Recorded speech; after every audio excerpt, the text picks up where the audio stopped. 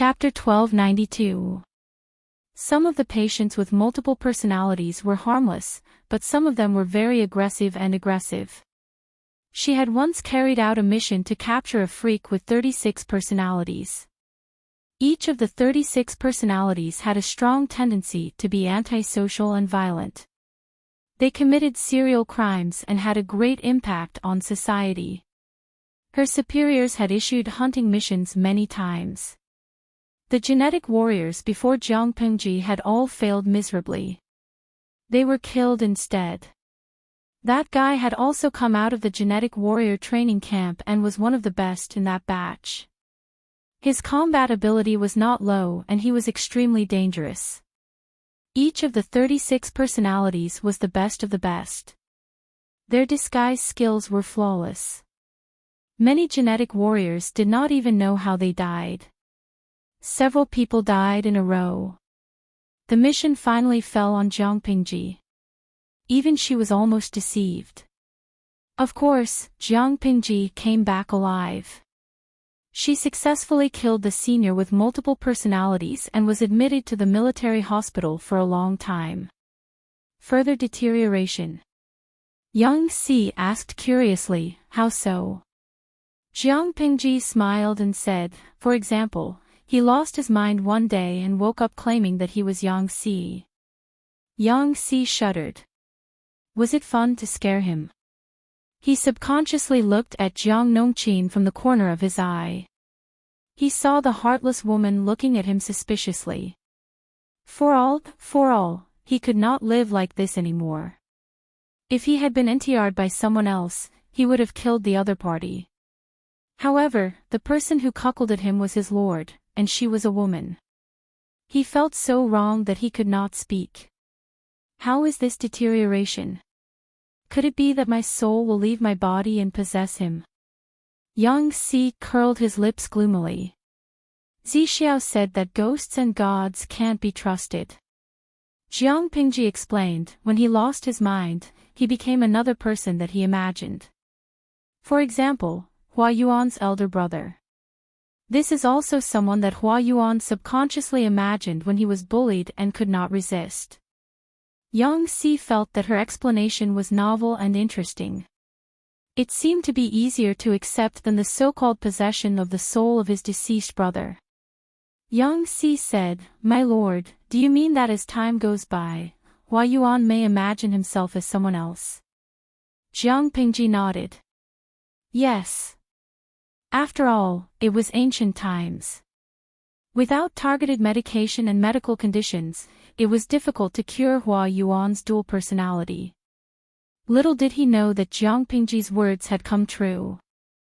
Hua Yuan had indeed split into other personalities.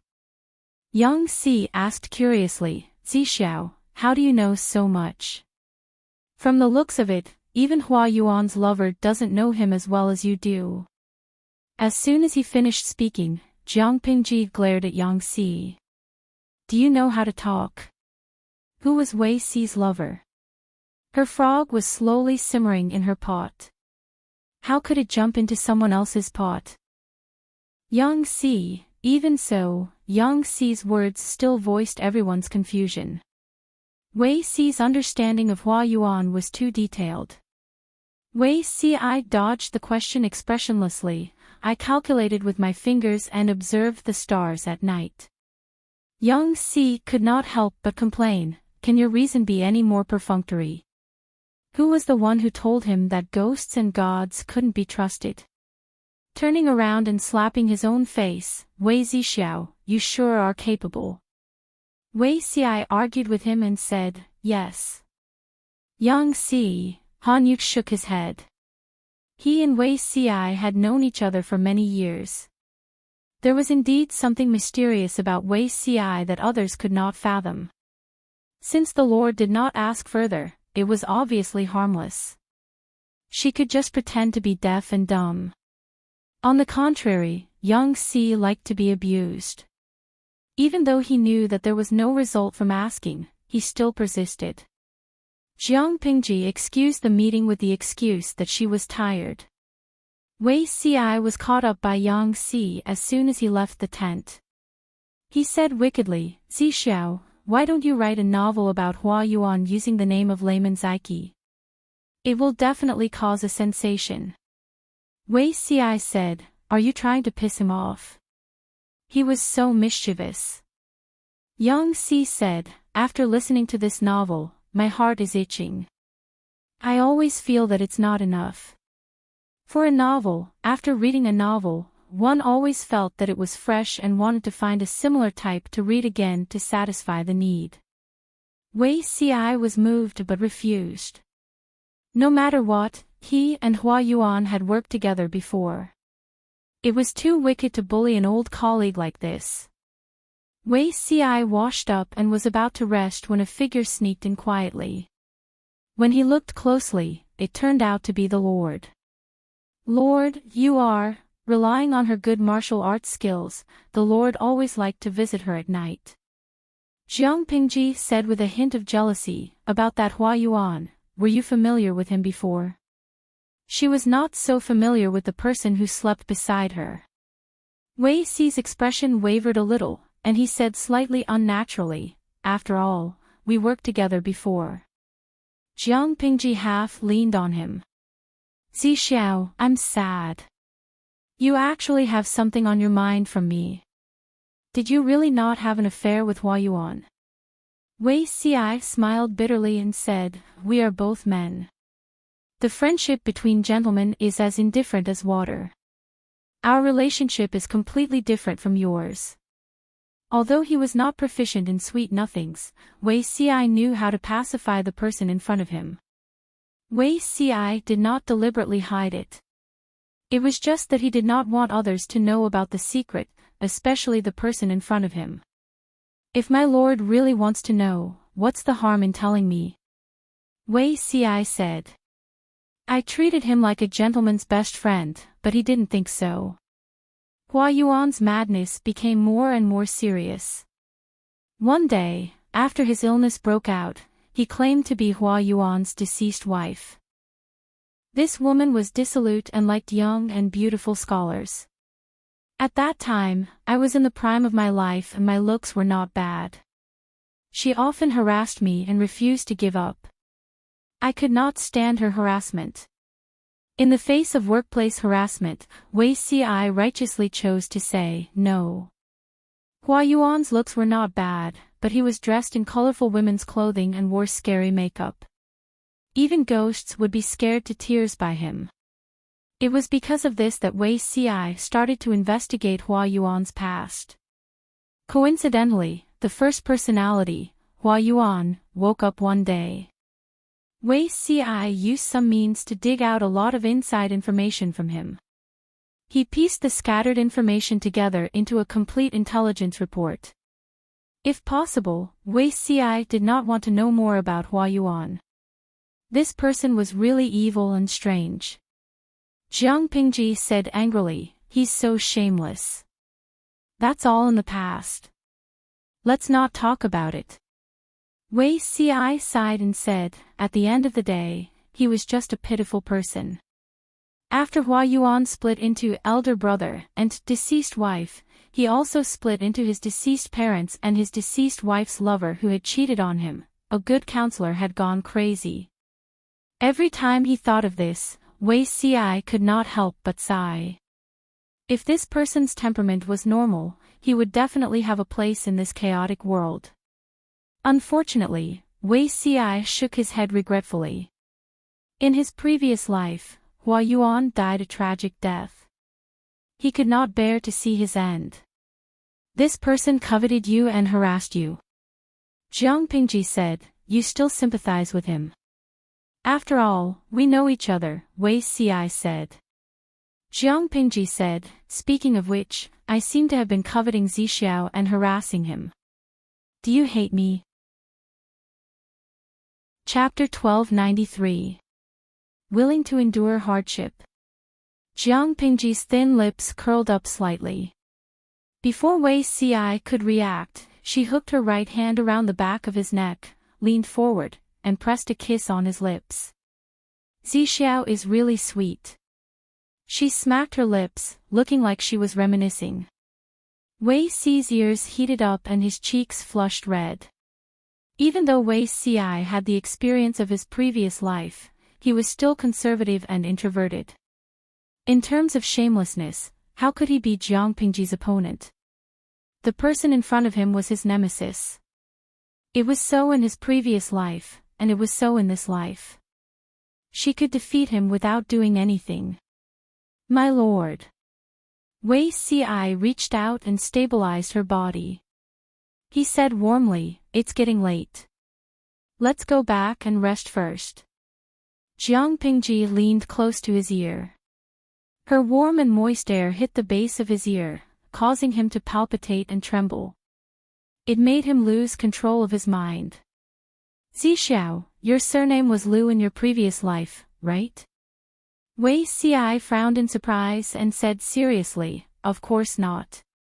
Why does my lord have such a question?" "I suspect that your name was Liu Xiaohui in your previous life." Jiang Pingji teased him with a smile. "If you were an ordinary man, you wouldn't be able to sit still by now." Could it be that her boyfriend power was at its maximum, causing the two of them to take the opposite roles? Should she take the initiative to overwhelm him? It wasn't that she hadn't tried before, but Wei Si's attitude was very resistant. She also abided by the federal law that she couldn't use force on others without permission. Wei Si smiled bitterly. "This is the military camp. Are you going to indulge in sensual pleasures here?" Jiang Pingji was startled. That really wouldn't do. As the lord, she had to set an example and firmly abide by the military rules of the military camp. She couldn't violate any of them, let alone indulge in sensual pleasures. She rolled her eyes and asked, "It's fine as long as we're not in the military camp." Wei Si smiled bitterly again. The candlelight in the tent swayed. The orange light reflected in his eyes. They looked warm and deep, as if they contained stars. "That won't do. It's not suitable for my lord now." He paused and looked a little embarrassed. "It's not suitable for pregnancy." Jiang Pingji was stunned. She didn't expect Wei Si to reject her repeatedly for this reason. She thought it was because he was naturally shy. The two of them looked at each other for a while. Wei Si seemed to have lost all hope and said, "The world is in chaos and the situation is unstable. If my lord is not careful and becomes pregnant, it will be very inconvenient and the risk will increase. A woman's pregnancy is extremely dangerous. If she is careless and falls into someone else's trap." Wei Si's medical skills were not bad. In his previous life, he had spent a lot of effort to specialize in female gynecology. For stability, he had also learned how to deliver babies. It wasn't that he didn't trust others, but that a woman's pregnancy took 10 months to give birth, so she was especially vulnerable to external harm. Wei Si could not afford to gamble at all. Jiang Pingji scratched her cheek awkwardly with her index finger. She had never thought about it. She did not want to talk about contraceptives in ancient times. In order to ease the awkward atmosphere, she muttered, "Zixiao is really confident in himself." Who didn't know that Wei Si's body was cold because of his childhood experiences? When it came to men, once the word "body cold" was attached to it, outsiders would subconsciously think that they were inferior to normal men in terms of fertility. Even if their bodies could be nurtured well, their yang energy would not be as abundant as others. Even if Wei Si had great self-restraint, he almost broke down when he heard his lord's words. "My lord, no matter how small the possibility is, it doesn't mean that it won't happen. You can't take the risk." Wei Si had been nursing his body for a long time in this life. His condition was definitely much better than in his previous life. He had a son and a daughter in his previous life, so naturally, he wouldn't be without any gains in this life.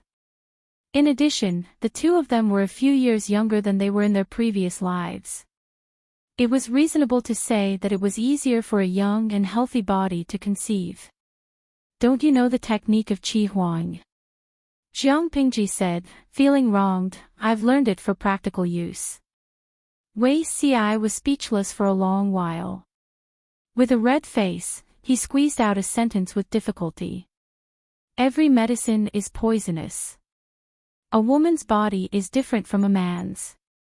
Even the slightest damage would be difficult to heal, not to mention the issue of having children. It's fine if you're compassionate, but this method isn't foolproof. If you're not careful and you get pregnant, the fetus you give birth to might be born with congenital deficiencies. Jiang Pingji was speechless. How infuriating. Jiang Pingji's face was as black as ink. Wei Ci hesitated for a while, then he plucked up his courage and stretched out his hand to comfort her back. The more he behaved like this, the angrier Jiang Pingji became. She pushed him down and bit him a few times. Beads of blood appeared on the flesh near his collarbone.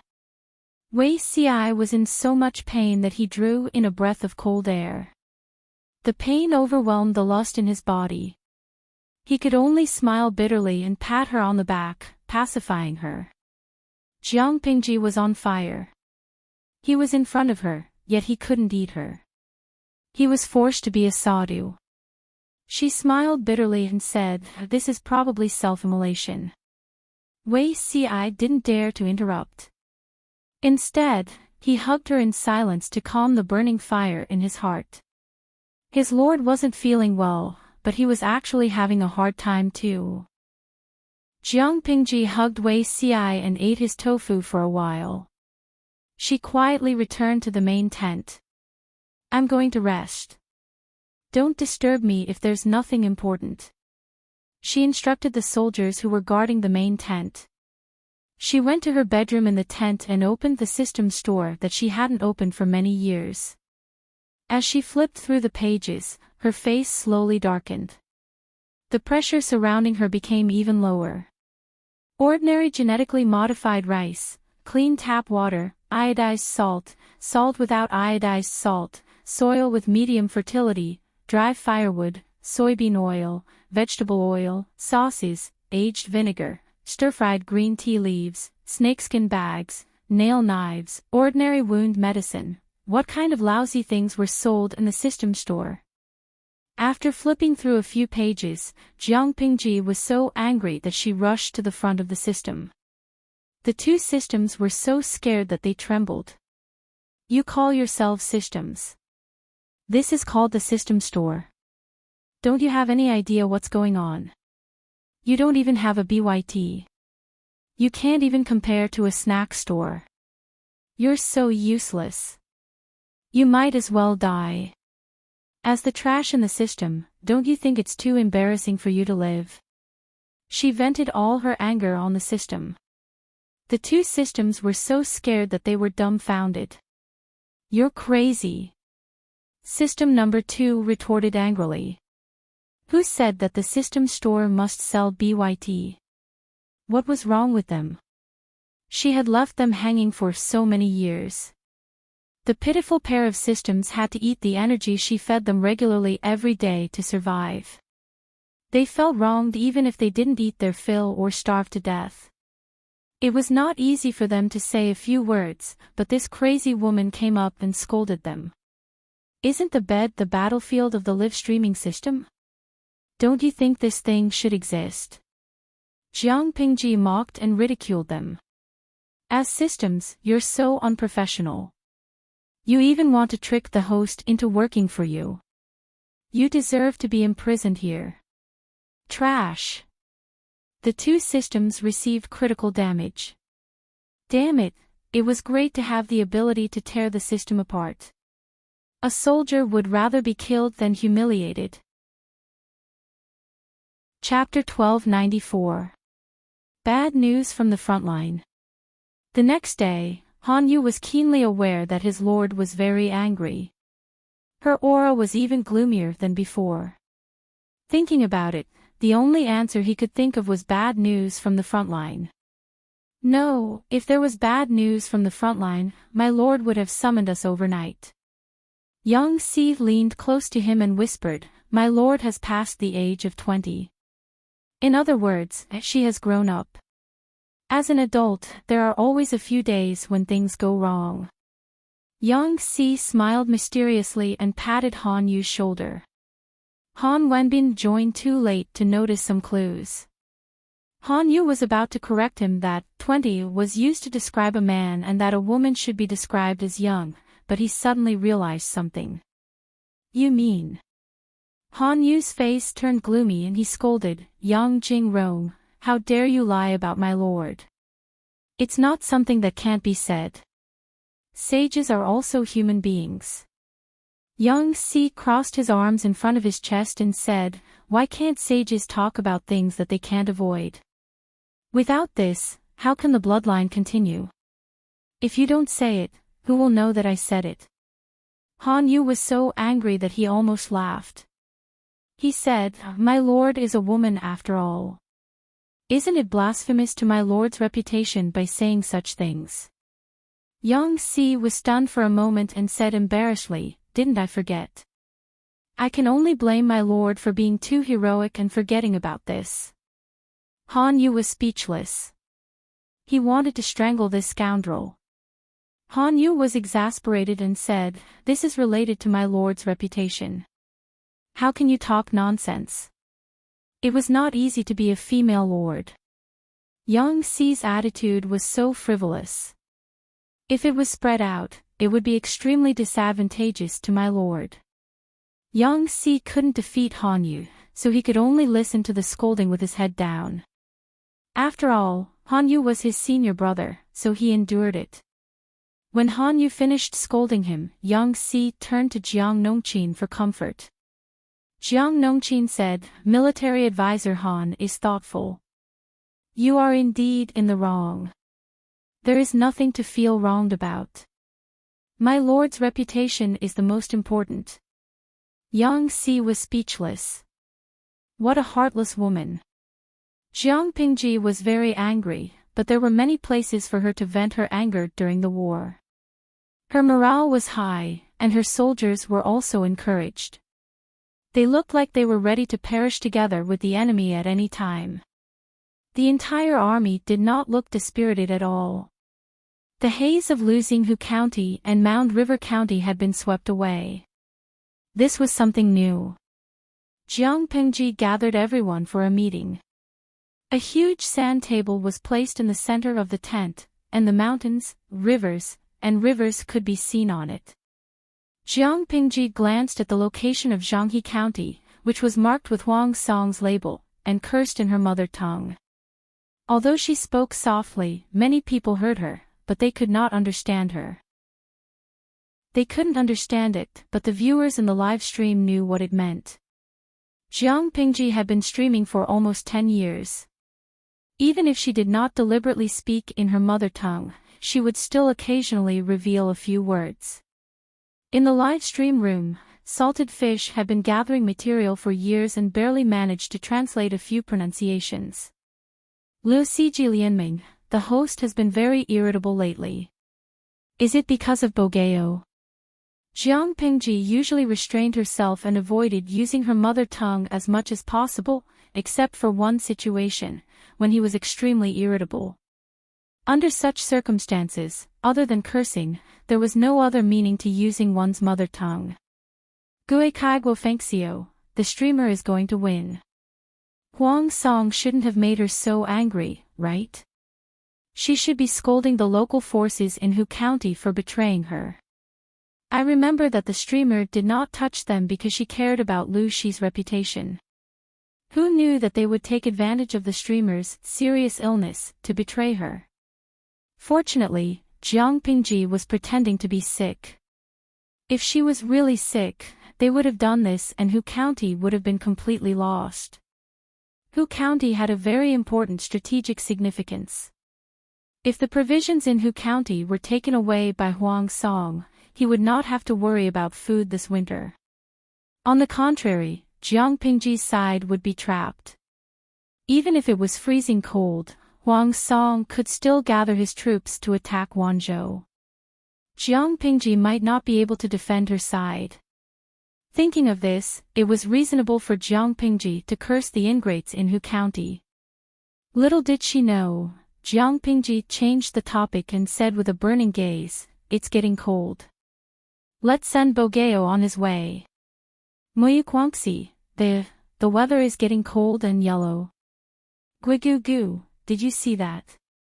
That's my brain. Pepsi Cola, the person above is presumptuous. That's my brain.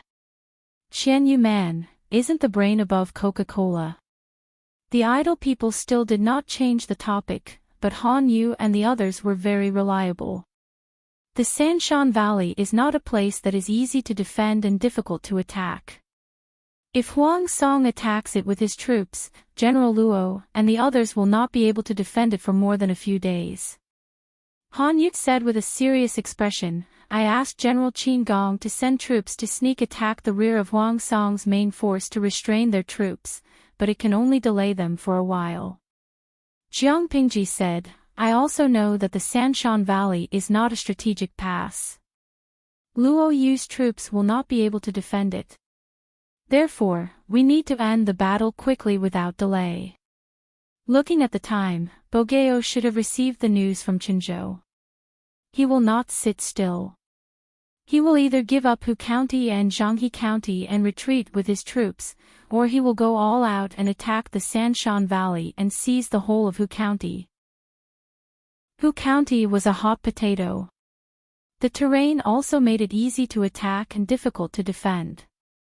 The whole of Hu County only had one line of defense, and they had to send many troops to defend it. However, the ingrates in Hu County were courting death. They cooperated with the mole Huang Song and broke the line of defense in Hu County. Han Yu said, "The value of Qinzhou is far less than Hu County. Huang Song will not give up the good situation for Qinzhou." In other words, the possibility of Huang Song leading troops to attack the Sanshan Valley was much higher than the former. If that was the case, Jiang Pingji would definitely send troops to stop Huang Song. She could accept losing the whole of Hu County, but she was afraid that the tens of thousands of elite troops sent to Hu County would also be lost. However, a quick battle was not something that could be won just by leading troops. They needed to think carefully about how to send troops and how to set up the layout. Everyone frowned and discussed for more than 2 hours before they finalized the final plan of attack. After the meeting ended, Jiang Pingji added, "We will pacify the 5 countries within 7 years. Bogeo is a force that we must destroy." Han Yu frowned. He did not want his lord to bite off more than she could chew. He hesitated and said, "This year, we can conquer Huang Song and Dongqing will basically be unified, but the other 4 countries," Jiang Pingji snorted. "Can't we destroy a group of thieves with the strength of a country?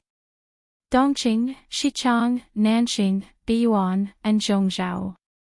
The 5 countries were basically divided. Although Dongqing would not be the first to be in chaos, it would be the first to be unified. With all the troops in the country under her control, she did not believe that she could not defeat the neighboring countries that were divided. It was the same principle as making money to start a business. Starting a business was the most difficult to earn $1 million. Making another $1 million was much easier than starting a business from scratch. She spent nearly 7 years to unify Dongqing. Couldn't she destroy the other 4 countries in the remaining 7 years? Han Yu looked calm on the surface, but in fact, his blood was boiling. He had been working for Jiang Pingji for a while. Except for the conversation that persuaded her to surrender, she had never revealed her ambition to invade the other 4 countries. Now she said that she would destroy the other 4 countries within 7 years. Even a rational person like Han Yu could not help but be excited. Chapter 1295. Who didn't know how to brag? But to be able to turn your bragging into reality, that was the real deal.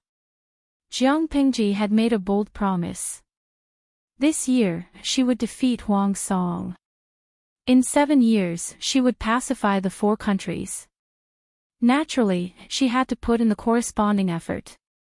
At the moment, the most important thing was to send troops to intercept Huang Song's main force and prevent them from entering the Sanshan Valley. If Hu County was saved, the next battle would be easier. Not only did Jiang Pingji and the others understand this, but Huang Song's people were also well aware of it. However, Jiang Pingji was destined to be Huang Song's nemesis. Before he could recover from the joy of breaking through Hu County's defense line and taking over Zhanghe County, a few pieces of news came from the rear. They struck him like a bolt from the blue. Almost all of his rationality was shattered. Yuan Xin almost killed the military counselor Nie Sun in front of the battle. Yuan Xin easily believed Hua Yuan's suggestion and used the strategy of strengthening the defense and clearing the field. As a result, the grain stored in Qinzhou's granary was stolen by Hua Yuan. Yuan Xin was drunk and violent. He wanted to kill an assistant general who violated military orders. The assistant general was so bold that he conspired with another assistant general to kill Yuan Xin. Qinzhou is in dire need of rations. The military counselor Nie Sun reorganized the troops and stopped the enemy in Songzhou. 4 pieces of news in a row blew Huang Song's mind away. That was not the point. The point was that the 4 pieces of news did not happen at the same time. What did this mean? It meant that someone had deliberately blocked and suppressed the news from the rear. They were deceiving everyone and causing Huang Song to be unable to know the situation of the battle immediately. Huang Song suppressed his surging anger. Fortunately, Yuan Xin was dead. If he hadn't died, Huang Song would have drawn his sword and slashed him. He looked at the messenger with a gloomy expression and asked in a hoarse voice, "Who sent you to deliver this news?" The messenger replied, "Military counselor Nie sent me to deliver the news to the Lord as soon as possible." Huang Song asked again, "When did military counselor Nie get injured?" The messenger replied, "About a month and a half ago." Huang Song asked again, "When did General Yuan Xin die? When did Qinzhou's rations get cheated?" The messenger was sweating profusely. The rations got cheated half a month after military counselor Nie got injured. 10 days later, General Yuan Xin was assassinated. Huang Song was furious. The veins on his forehead were bulging. His eyes were filled with horror. It would only take 10 days to get here from the front line in Qinzhou. Why is the news delayed for 40 to 50 days? Huang Song's anger could not be quelled, and the messenger could only bear the impact of his anger head-on. He was so frightened that he trembled all over, not daring to interrupt. The messenger said, This is because General Yuan Xin ordered." He was like a punctured balloon. His anger suddenly dropped from the highest point to the lowest point, and there was a dejected expression between his brows. Huang Song really regretted it now, so much so that his intestines turned green. He said angrily, "I thought he was sincerely remorseful to Qingyun. That's why I gave him a second chance to guard the rear of Qinzhou. I didn't expect him to be so unrepentant. He should, Nie Sun and Yuan Xin didn't get along. Even if he did, the two of them wouldn't be able to reconcile. Nie Sun and Yuan Xin didn't get along. Even if he did, the two of them wouldn't be able to reach a peaceful ending." His words had come true. Huang Song, on the other hand, had no choice but to give Yuan Axayan some face, and took out Yuan Axayan that he had hidden away. It wasn't because Huang Song was a father figure. It was because Yuan Axayan's youngest son was shot by a stray arrow to protect Huang Song and died. Huang Song remembered this kindness. He wasn't a heartless person. He always remembered Yuan Axayan's kindness, so he took good care of Yuan Axayan. In the end, alas, he was caught in his own trap. If he had listened to Feng Ju, Qing Jing, and the others and kept Yuan Axayan hidden or separated, he wouldn't be in this situation. Huang Song knew that Yuan Axayan was taking advantage of his guilt and his status as his uncle. No one could suppress him except for a few people. But so what? He couldn't just let Yuan Axayan go or abandon him just because he liked to target Nia Sun. Before the incident in Qinzhou, Yuan Axayan's biggest mistakes were limited to targeting Nia Sun, snitching on him behind his back, and destroying internal unity. Huang Song would at most freeze Yuan Axayan for a period of time as punishment. After the incident, he would still use it. Unexpectedly, Yuan Axayan didn't say a word and caused big trouble. Not only did he hurt Nia Sun, but he also suppressed the news. One wrong step led to many wrong steps. In the end, Hua Yuan of unknown origin took away the food in Qinzhou. Huang Song told everyone in the tent with a serious face. Everyone was shocked. They didn't expect Yuan Axayan to be so bold. Qingjing rubbed his eyebrows. Yuan Axayan turned the advantage he had created with great difficulty into a disadvantage. He was really a capable person. He was dead, but the Lord had to clean up the mess because of his stupidity. Qingjing frowned and thought. A counselor in Huang Song's tent came out and cupped his hands. My lord, General Yuan Axayan is already dead. It's useless to argue about his mistakes now. The most important thing now is to solve the urgent situation. Qinzhou doesn't have enough troops and supplies. Counselor Nia is injured. We don't know how long he can defend. My lord, please make a decision as soon as possible. Should we send troops back to help Qinzhou or abandon it? The counselor's voice trailed off. If they didn't care about Qinzhou, as long as the enemy used the strategy of besieging them, Qinzhou would be finished even if they didn't do anything. Don't forget, there were nearly 1 million ordinary people in Qinzhou. There was still surplus food in the military camp for some time, but millions of people also needed to eat. Not every family had food reserves, and even if they did, there wouldn't be a lot. Many people had to go to the rice merchants regularly to buy rice. The rice merchants bought part of the rice from the people, and the other part from the grain stores in the important towns. The rice bought by the grain stores was usually old rice that had been stored for a year or 2 or 3 years. The price was lower than new rice. It was good enough that the people had something to eat. Why would they be picky about whether the rice was new or old? Yuan Axayan had moved all the food from the grain stores. How could they make up for this gap? There was another meaning in the counselor's words. If Huang Song chose to go back to help Qinzhou, he would have to face a food shortage of millions of Dan and the people who lacked food. It was better to abandon it. Abandoning Qinzhou also meant abandoning Nia Sun and the tens of thousands of soldiers stationed there. What should he do? How should he choose? Huang Song's heart wavered. He was like a blind man standing on the edge of a cliff. In front of him was a cliff, and behind him was a fierce tiger. My lord, it's not time to delay. My lord, please make a decision quickly. Everyone tried to persuade him. Huang Song looked at Qingjing, asking him what he should choose. Qingjing was silent for a while, then said in a low voice, My lord, please think of the big picture. Chapter 1296. Everyone was well aware of Huang Song's choice. Qingjing left the main tent with a heavy heart and secretly found the messenger to ask. He felt that something was wrong about the incident in Qinzhou.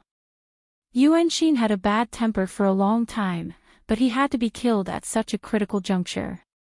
The messenger trembled with fear and did not dare to look directly at Qingjing. He answered whatever Qingjing asked. Have you investigated Hua Yuan's background? Qingjing asked in a low voice. Is it possible that he was sent by Wanzhou? Huang Song and Jiang Pingji were in a heated battle. It was too much of a coincidence that Hua Yuan jumped out and swindled millions of Dan of grain. When General Yuanxin was alive, he had sent men to pursue the stolen rations. Although they didn't manage to catch the culprit, according to intelligence, Hua Yuan was a citizen of Nanxing. This batch of rations was also transported to the south by water. Military advisor Nia investigated it carefully. It was most likely not sent by Wanzhou. Qing Jing frowned slightly and sighed. That's true. If it was Wanzhou's doing, it would have been publicized long ago. Sent south by water. Could it be Nanxing's power? Yang Tao and Jiang Pingji had formed an alliance. Yang Tao could indeed help Jiang Pingji. Qing Jing would never have guessed that Hua Yuan was not Yang Tao's subordinate but Enchui's. Enchui's reputation in Dongqing was very low. It was normal for Qing Jing to not think of him. He asked again, "How is military advisor Nye? Can you take it?" Nye Sun was a very perceptive person. He should know what would happen to him if the news reached the front lines. Huang Song would definitely abandon Qinzhou. The messenger told the truth. Nye Sun had recuperated for more than a month before he could barely walk. Logically speaking, he still needed to rest, but Yuan Xin had died at such a critical juncture. If Nye Sun did not stand up to take charge, how could the soldiers in Qinzhou resist the ferocious enemy? After Qing Jing heard this, his brows did not relax. Instead, they furrowed even more, leaving deep red wrinkles. Military advisor Nia was injured so badly. If he had not seen it with his own eyes, Qing Jing would not have imagined how severe the injury was. The messenger said, military advisor stayed up for several nights before he was out of danger. He woke up for a while and wrote a will to his wife and daughter. If he was not injured to the point of death, who would write a will to curse him? Qing Jing said, "Will. Do you know what it says?" The messenger shook his head.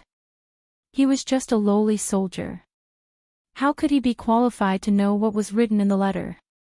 However, General Yuan Xin read the contents of the letter before he died.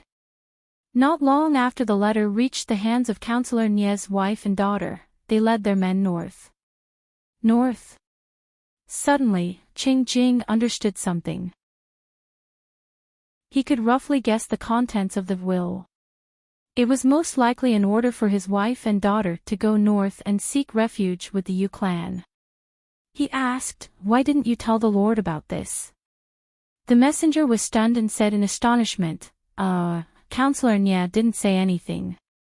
Qing Jing lowered his eyelids to hide the complex emotions that flashed across his eyes. Nye Sun had sent someone to report, but he had left out the detail that he had written a will to his wife and daughter. Was he afraid that the Lord would pursue and suspect him? When he thought of this, Qing Jing asked about the details of Yuan Xian's death in detail. The more he asked, the more shocked he was. Yuan Xian's death, I'm afraid it won't be simple. Even if the commoners were resentful, they would not be able to win against the Thais. Most of them did not have the courage to make a fuss and could only swallow the bitter pill. That old man had not only carried his granddaughter's corpse to the military camp to make a fuss, but he had also been able to maintain his composure during the confrontation and speak clearly and methodically. He did not seem like a commoner, but more like someone had instructed him behind the scenes. Qing Jing raised his hand to press his aching forehead and said in a low voice, "You may leave. Be careful when you leave. Don't let anyone see that you've seen me." Qing Jing wanted to hide it, but Huang Song was a suspicious person. He heard that Qing Jing had privately summoned the messenger. This action attracted Huang Song's attention. He summoned the messenger to ask. What did the counselor ask? The messenger recalled carefully and told him everything. After hearing this, Huang Song's expression became a little gloomy. The messenger knelt down in fear and trembled, not even daring to breathe loudly. After a while, he waved his hand and said, "Don't say anything that should or shouldn't be said." The messenger retreated with a puzzled face. The next day, Huang Song gathered everyone to discuss the matter of attacking the Three Mountains Valley. Qing Jing keenly noticed that Huang Song was not as hesitant as the day before.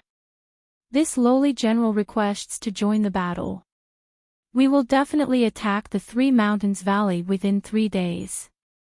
There were many generals under Huang Song's command, but most of them were from the Yuan family. Only less than half of them were generals with different surnames. The one who requested to join the battle this time was Yuanqin's eldest son.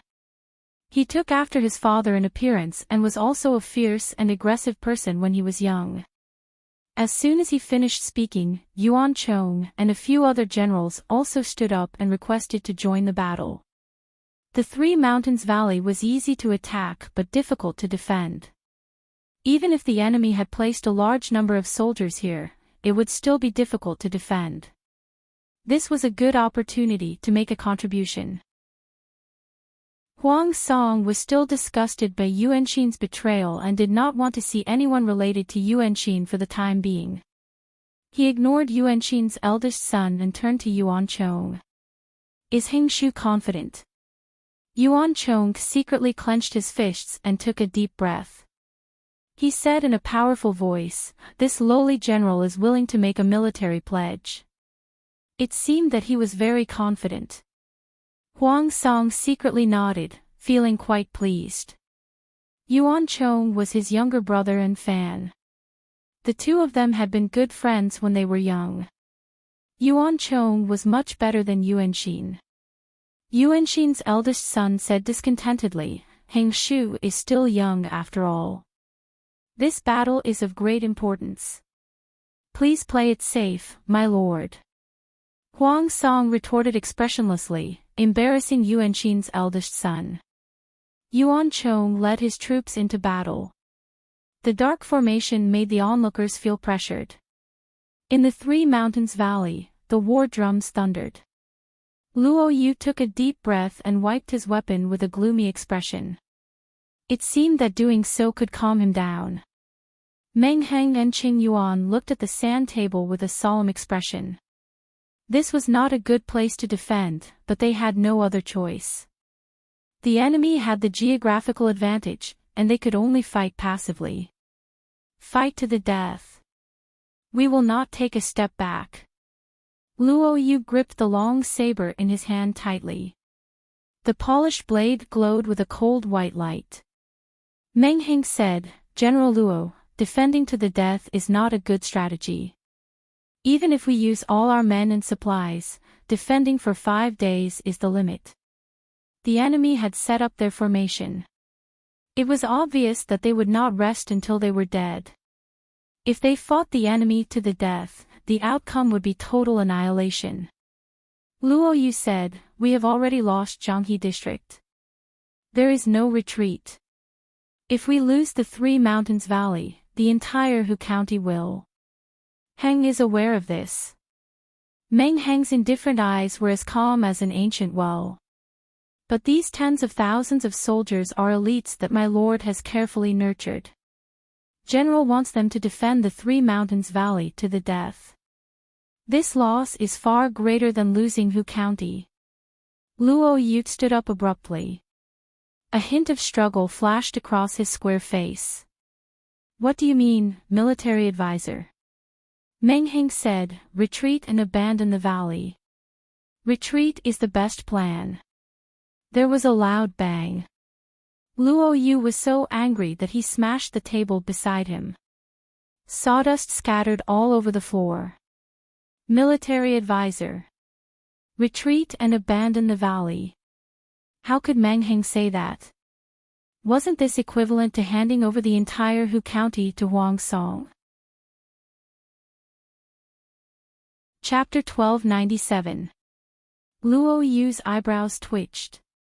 He said solemnly, "Please elaborate." He must have been blind. He thought Meng Heng was a gentle and kind scholar. He didn't expect him to be so crazy and decisive. No wonder he was Meng Zhan's son. His ruthlessness was inherited. Killing 1,000 enemies while sacrificing 800 men. Perishing together. Meng Heng sneered. Luo Yu's heart skipped a beat. Huang Song attacked Hu County for the food after the autumn harvest. We can burn it. If we can't get it, Huang Song won't get it either. Luo Yu's eyelids twitched. Burn it. Burn his own food. Crazy. Meng Heng said, not all of it. We're burning the fields within 100 miles of the Sanshan Valley. If the food was burned, what was the point of Huang Song's attack? He could just cry in Mound River County. Luo Yu looked at Meng Heng with shock in his eyes. His breathing was rapid and heavy, and his eyes were bloodshot. Burning the crops within 100 miles of the fields, how could he bear to do it? In this era, people would sacrifice their lives for a meal. How could he do it? If you don't make a decision, you'll be in trouble. Meng Heng said coldly, General Luo, make a decision. Luo Yu squeezed the handle of the knife. His knuckles turned blue from the force. His bones were almost protruding out of his skin. It was obvious how much he was struggling. The choice Meng Heng gave Luo Yu was too difficult. No matter what he chose, Luo Yu couldn't bear to do it. Qing Yuan held his breath and looked at the two with a complicated expression. Is there really no other way? Qing Yuan helped Luo Yu speak his mind. Meng Heng said, Huang Song will attack the Sanshan Valley with all his strength. We can at most hold on for 5 days. That's at the cost of the lives of all the soldiers. My lord's army is restraining Huang Song's, but Huang Song is avoiding the battle. He'll use the terrain to delay them.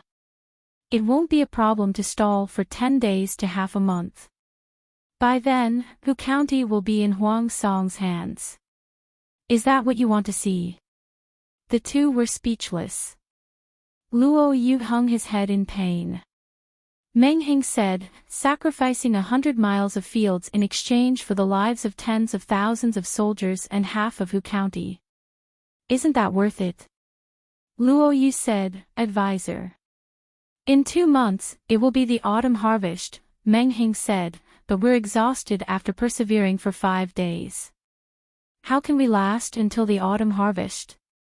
Since ancient times, wars had only involved seizing other people's territory and food. Who would burn one's own food?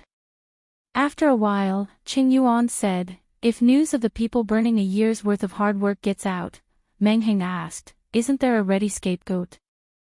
Luo Yu and Qing Yuan were both stunned, not knowing who Meng Heng was referring to. Some people worked with Huang Song from the inside for wealth and glory. Why didn't anyone burn the food and take the opportunity to surrender to Huang Song? Meng Heng said, anyway, there are a bunch of people who are about to die. It's not too much to add another crime to them. Let their deaths be more worthwhile. Both of them were silent. What was the reason for the arson? Anyone with a discerning eye would know that Huang Song attacked Hu County for the food. Which idiot would burn the food as a sign of allegiance? As if he could see the two's doubts, Meng Heng said, it's just burning the fertile fields near the Three-Mountain Valley. We can say that the burning of the fields is to distract our army and mislead us into sending troops to extinguish the fire. This will weaken the defending forces of the Three-Mountain Valley. It's good as long as it makes sense. There was no lack of fallacies and ordinary people who were brainwashed by them. As long as the majority of people believed in alcohol, a minority would naturally choose to remain silent. Has General Luo made a decision?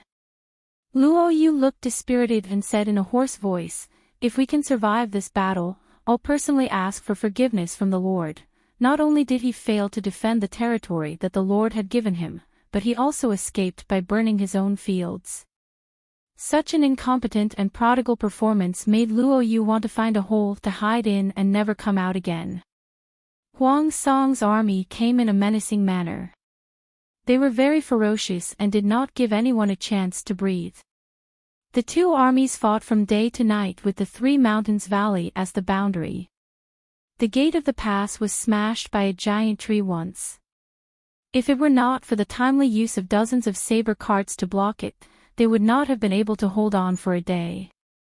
Everyone was panic-stricken and did not dare to close their eyes at night, afraid that the enemy would take the opportunity to launch a sneak attack. Luo Yu transferred a few thousand soldiers to disguise themselves as ordinary guards and sneaked out of the Three Mountains Valley in the middle of the night. Because of the war, the people nearby had already packed their belongings and headed north to avoid disaster. The fertile fields were left unguarded, which made it convenient for them to move around. Huang Song and the others did not choose to attack at night. Instead, they let the army rest and build up their strength, because the battle situation during the day determined that the enemy was more nervous than they were and did not dare to sleep the whole night. If they didn't sleep for a whole night, the enemy's physical condition would naturally be inferior to theirs, and they would have the advantage the next day. Based on the current situation, they would be able to take down the Three Mountains Canyon in 3 to 4 days. No matter how strong the enemy was, they were still mortals. It was impossible for them to not sleep for a few days. In the middle of the night, a faint orange light lit up behind the Three Mountains Valley. At first, it was not obvious, and Huang Song and the others did not pay much attention to it. As time passed, the orange light gradually spread and dyed the dark sky with an orange edge. After 2 to 4 hours, Huang Song was woken up by someone. What happened? Huang Song finally managed to fall asleep. Just as he was sleeping soundly, he was woken up by the ruckus outside. He tightened his pajamas and raised his hand to rub his sleepy eyes. Master, something bad has happened. There's a fire. Fire?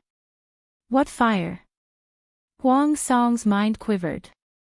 He mistakenly thought that the enemy had come to set a fire at night and was so scared that he was completely awake. He grabbed Yuan Chong's hand and asked, "Where's the fire?" Yuan Chong could not explain clearly, so he ran to the observation deck with Huang Song. There was a dazzling line of fire on the horizon in the direction of the Three Mountains Valley. What's that? Huang Song felt like he was dreaming. Why was the enemy's rear on fire? Yuan Chong said, "The enemy's rear is on fire." I don't know who said it. The two looked at each other. At this moment, the enemy's rear was on fire. Huang Song suddenly had the illusion that he was the chosen one. He looked at the fire in the distance and vaguely felt that something was wrong. Huang Song asked, "Where's the location of the fire?" Yuan Chong could not tell him the specifics and could only give him a rough location. Huang Song's mind flashed and he was shocked. He quickly climbed down the observation deck. At this moment, Qing Jing and the others also rushed over. Their faces were frighteningly gloomy. They checked the locations of the Great Universal Geographical Map and were shocked to find that all the locations of the fire were fertile fields. Such a big fire may not be extinguished in 3 to 5 days. They did not know how much grain that was about to ripen had been burnt, but they knew that it was not a number they wanted to see. They're crazy. Huang Song's emotions suddenly exploded. He waved his hand and overturned the table. The bamboo slips and documents on the table scattered on the ground, and the table fell to the ground with a dull thud. In the Three Mountains Valley, Luo Yu looked in the direction of the fire and wiped his tears.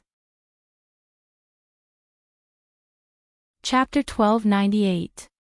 Compared to the back-and-forth battle in Hu County, the Wanzhou battlefront seemed dull and boring.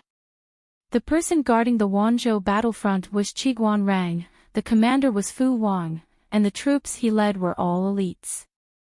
No matter what tricks Feng Zhu used to lure and mislead them, the entire army adopted the safest strategy. It wasn't that Qiguan Rang didn't want to change from defense to offense, but he had Wanzhou behind him. If Hu County fell, they would at most lose a year's harvest. Next year, they would have to tighten their belts. If Wanzhou was lost, then the battlefront would completely collapse. Qiguan Rang knew this, so he didn't dare to slack off. He often deduced the enemy's tactics late into the night, so busy that he even forgot where to put the feather fan in his hand. Yes, that's right. The feather fan that Chiguan Rang never left his hand all year round had finally lost the favor of the main wife. Suddenly hearing that Hu County had fallen, even Fu Wang, the commander, couldn't sit still. Chiguan Rang was still calm and unperturbed. Isn't the advisor worried at all? Of course, Chiguan Rang said. If all of Hu County falls into Huang Song's hands, not only will they get millions of dawn of new grain, but the tens of thousands of elites under the Lord's command will also be lost. However, if we lose Hu County, we still have a chance to win. If we lose Wanzhou, it'll be hard to turn things around. The land of Wanzhou was the culmination of 7 years of his lord's hard work. Hu County's greatest value lay in its grain. Chiguan Rang knew very well which of the two was more important. Fu Wang let out a sigh after hearing this. He put away all his anxiety and nervousness. He seemed to have calmed down, but the aura around him was slightly terrifying. As soon as Fu Wang thought of the local forces in Hu County rebelling against Huang Song, who had backstabbed them in their vitals, causing the defense line in Hu County to fall and the army to have to retreat to the Three Mountains Canyon, he was instantly enraged. He gritted his teeth and said, if the people in Hu County hadn't. Chiguan Rang frowned and looked at a spot on the sand table. He clicked his tongue. Maybe the Lord would be happy to see this. Fu Wang almost exploded in anger. How could the Lord be happy to see betrayal? The Lord seized the opportunity to clean up Chongzhou, but Hu County is not easy to deal with. Chiguan Rang's eyes were cold as he said meaningfully, now that someone is courting death, of course, she doesn't mind them being bolder. If they know their place, who would the Lord kill? Fu Wang furrowed his brows. He had a feeling that Chiguan Rang was implying something. Although the general looked burly and honest on the surface, as if the general was all brawn and no brains, in reality, that was not the case. The scheming on the battlefield was no less than the fighting in the imperial court. A commander capable of commanding hundreds of thousands of soldiers in battle would not be a simple-minded person. Fu Wang probed, why do you say so? Could it be that my lord already had the intention to get rid of those people? If that was the case, Fu Wang was even more puzzled. Other than the stab this time, the forces in Hu Commandery have been very obedient the rest of the time. There is no reason for the Lord to want to kill them so early on. Chiguan Rang was startled for a moment, then smiled faintly. Perhaps. How can an outsider guess the Lord's thoughts? Fu Wang choked on his words. Chiguan Rang was pretending to be deaf and mute. Chiguan Rang obviously knew something but refused to say it. This made Fu Wang's heart itch, but Chiguan Rang was tight-lipped and refused to reveal anything. Chiguan Rang replied, it's not a good thing to know too much. As soon as Fu Wang heard this, he knew that he should not continue to be curious. Even the cautious Chiguan Rang said so, so it must not be a small matter. He decisively changed the topic to his opponent, Feng Ju. If Chiguan Rang's steady style was a shield, then Feng Ju was a sharp spear, extremely aggressive and deceptive. Fu Wang occasionally lamented that Feng Ju had followed the wrong person to follow Huang Song. His temperament was more like the Lord's. If Huaiyu was not in Sangzhou but here, it would be interesting for the brothers to fight. Chiguan Rang said, my lord deliberately transferred Huaiyu to Sangzhou to avoid the brothers from killing each other. Fu Wang made a sound of surprise. Aren't the brothers Qing Sun and Qing Yu on a warning? Chiguan Rang said, old Master Feng Ren is old and can't take the stimulation. Qing Sun's death caused Qing Qing to become seriously ill. Many famous doctors said that he could not hold on any longer. If the same situation happened again, if old Master Feng Ren was also sick, he might not have the luck to recover. Fu Wang said, if that's the case, No wonder the Lord transferred the troops to Hu Commandery and avoided Nye Sun. Is it the same reason? Qiguan Rang nodded. It's rare for my lord to be so considerate. Fu Wang stretched and perked up. The enemy hasn't moved for 2 days. It doesn't look normal. Feng Ju led troops to attack Wanzhou, but they were stopped by Fu Wang and Qiguan Rang. The two sides were in a stalemate. A while ago, the battle was quite fierce, but these 2 days, it had become uncharacteristically quiet. There must be a reason for this abnormality. Fu Wang felt that Feng Ju was definitely up to something. Qiguan Rang said, if the enemy doesn't move, I won't move. As long as something doesn't happen in Wanzhou, what tricks can he play? The main theme of the battlefront in Wanzhou was defense. They absolutely could not push the battlefield into Wanzhou. This was the bottom line that the Lord had told them. It was best if Feng Ju was willing to stop for a while. Qiguan Rang could take the time to make other arrangements. Reality proved that Feng Ju was a restless person. How could he waste his limited time on meaningless things? Fu Wang had a brainwave and said with a smile, what if Feng Ju instigates the Feng family to defect? General Fu, do you know how long the Feng family has been around for? Qiguan Rang secretly rolled his eyes and chuckled. Feng Ju instigates the Feng family to change their stance, but the premise is that the Lord dies and Wanzhou and Hu County fall into Huang Song's hands. Only by achieving this premise can Feng Ju have a chance. The Feng family has gone through several dynasties and several troubled times. If they don't even have the ability to protect themselves, how could they have survived until now?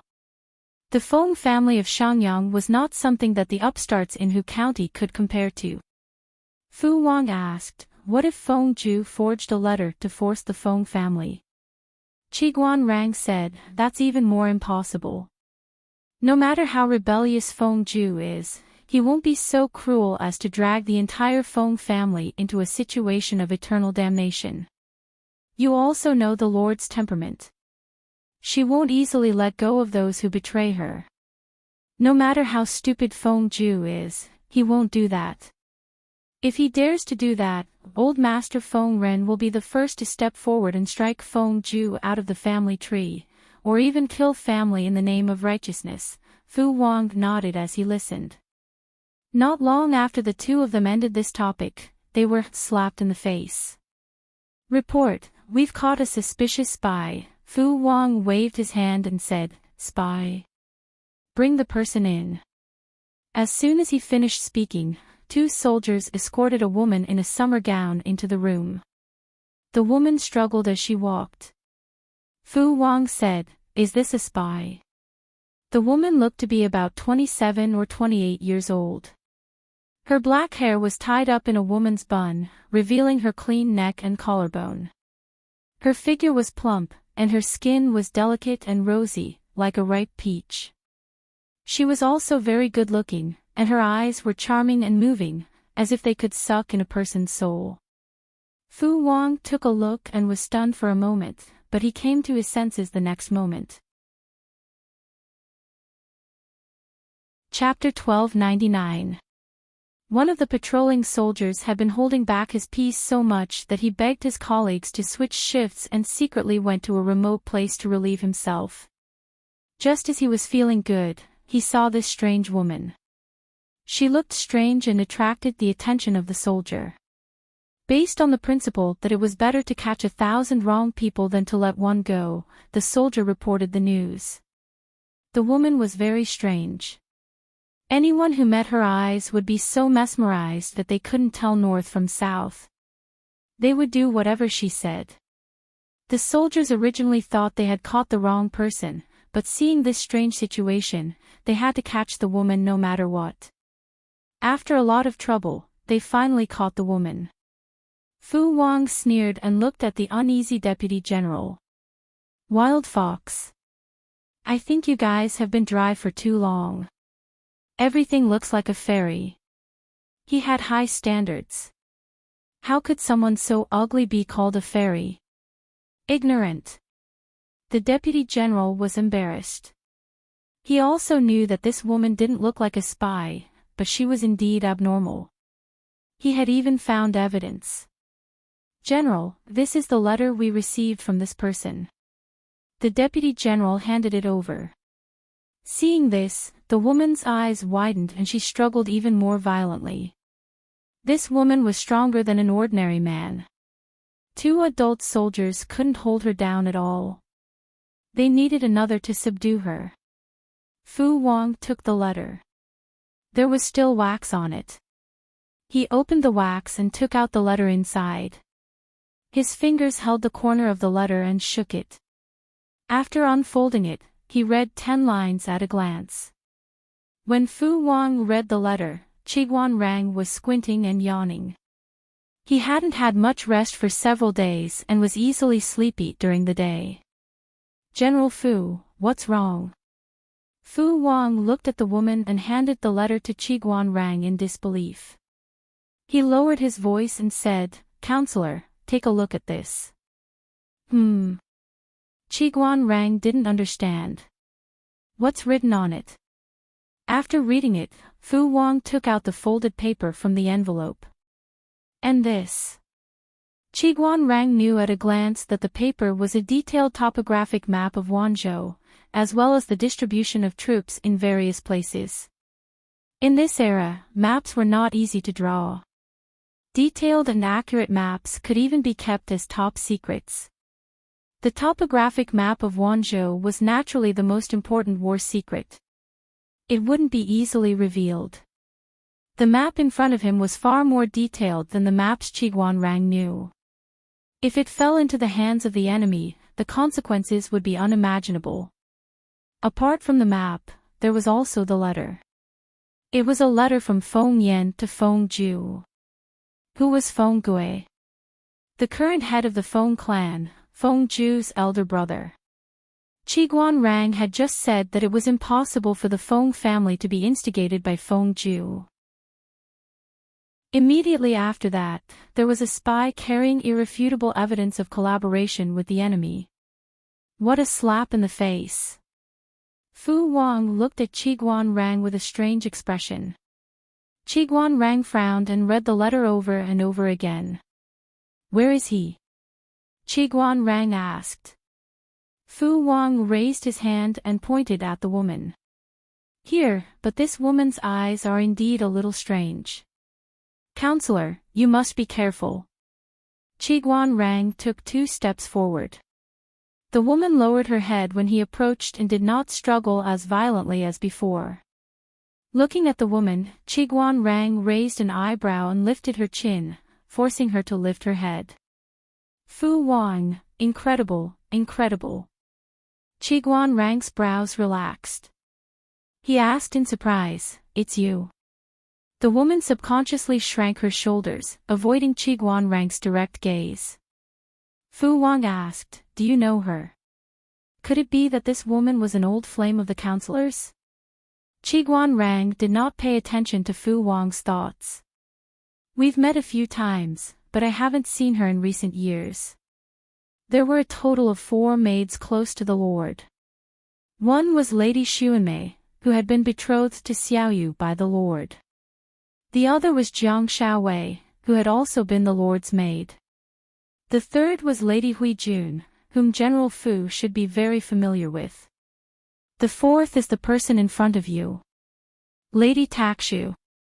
When Fu Wang joined Wanzhou, Takshu had already been ostracized by Jiang Pingji and was later sent to Chongzhou. Therefore, Fu Wang had never seen Takshu before. Fu Wang was surprised. She's the Lord's maid. Yes, I haven't heard any news of her in years. I didn't expect to see her here.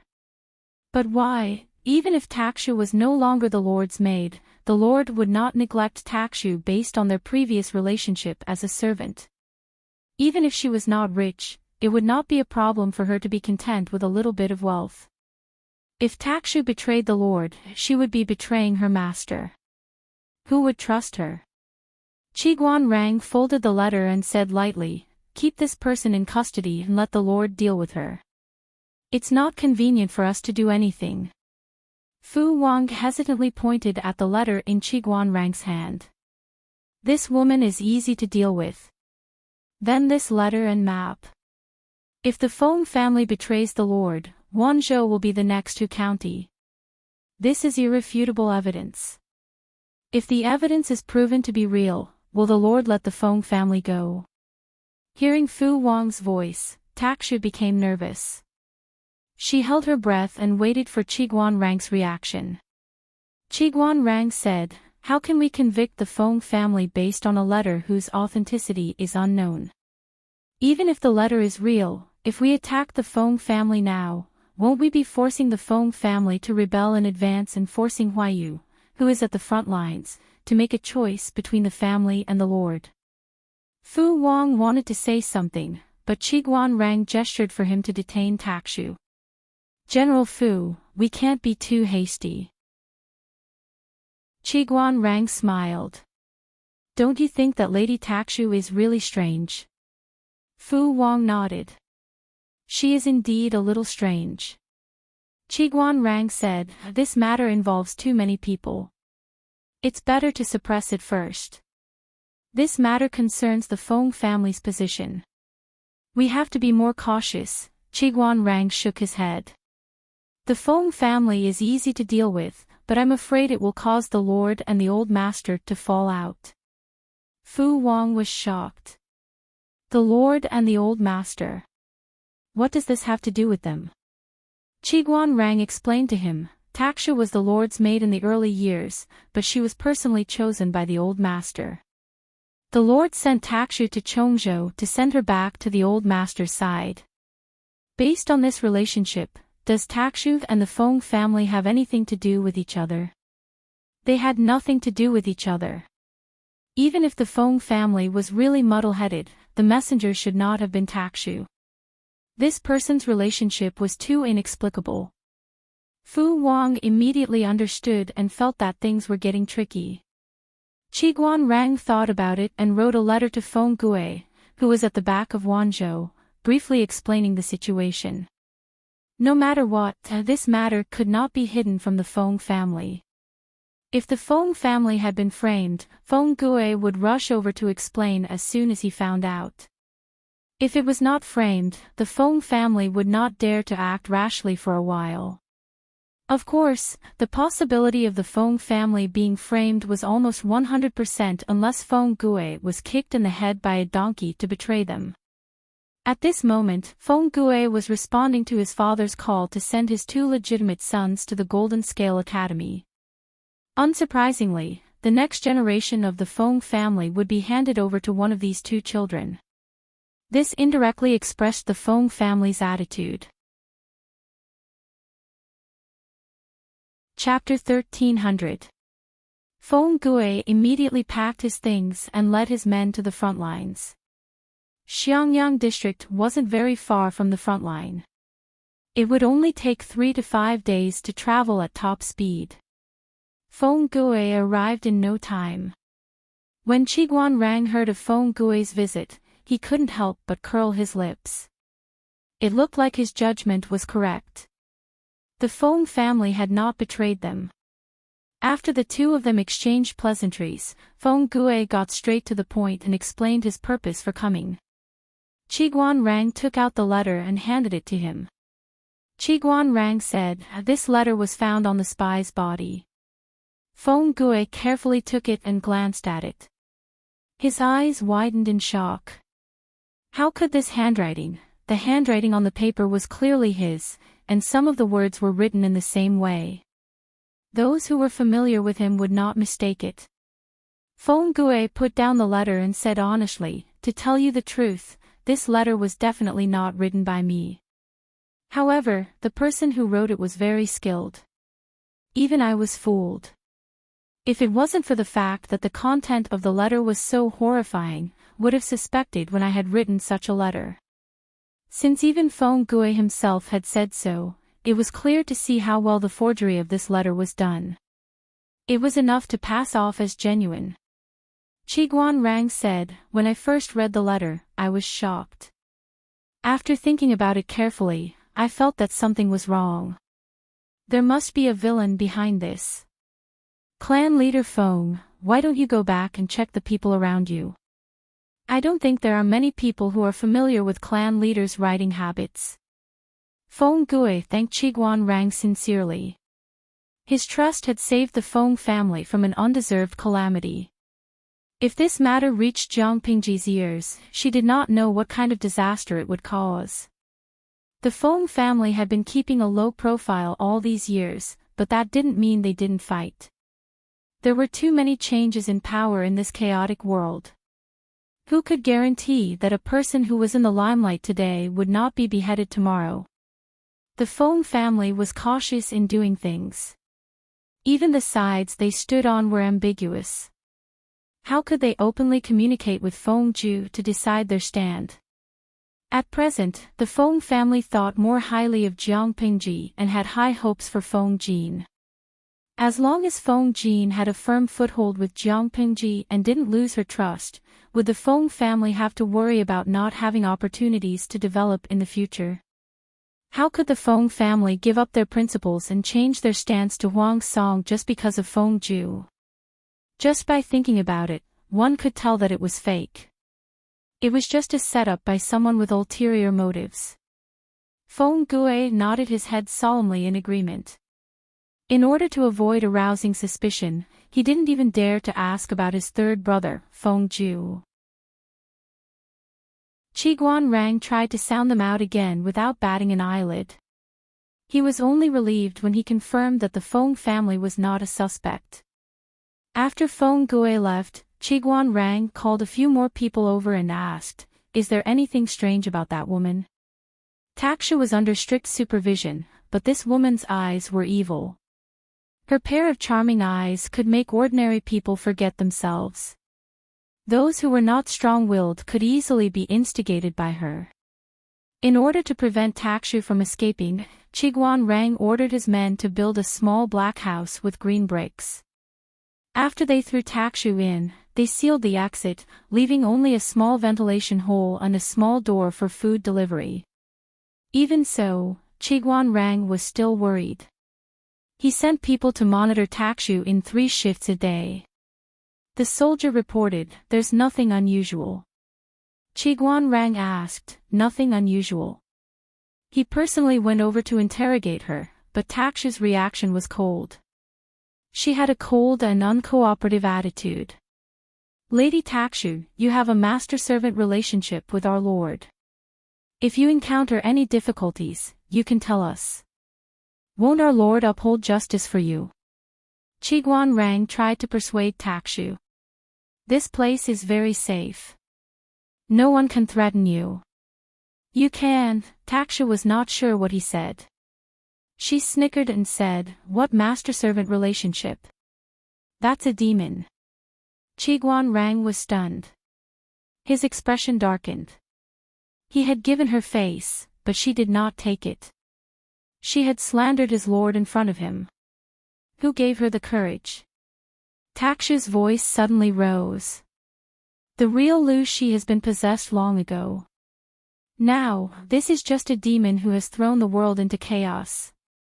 Qiguan Rang's eyes darkened. He raised his right hand and waved his feather fan, indicating for the soldiers beside him to retreat.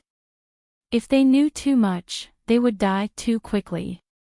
Qiguan Rang said in a low voice, "A man does not speak of strange powers and gods. What possessed demon? Lady Takshu's betrayal of her former lord is already a crime worthy of death. Now, you are splashing dirty water on your former lord. This cannot wash away your sins. If you still want to live, you'd better confess obediently. Don't play any tricks." Takshu shrieked, "The real Lu Shi has died long ago. Now, this is a demon who has thrown the world into chaos. Ever since she's possessed, she has brought war wherever she goes. The earthquake in Shangjing was also caused by her theft of the nation's destiny. You're helping the evildoer, you'll die a horrible death." Qiguan Rang clenched his fists. The handle of the feather fan in his hand was almost broken. Takshu seemed to have regained her rationality. She snickered and said, "How much do you know about Lu Shi? I'm her personal servant.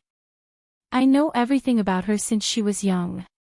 Lu Shi is introverted and docile. She doesn't even dare to kill a mosquito, let alone kill a person. The real Lu Shi has been mistakenly killed by bandits a long time ago. Now, this demon is merely a dove occupying a magpie's nest and causing wars and massacres." Qiguan Rang did not speak. Takshu continued, "That demon is extremely terrifying. She possessed someone else's body, stole someone else's family, and used Lu Shi's identity to do whatever she wants. I hate it. I hate it so much that I can't expose this demon. She even dared to plot for the destiny of the world. Those who are not of the same race are bound to have different intentions. You guys should be careful.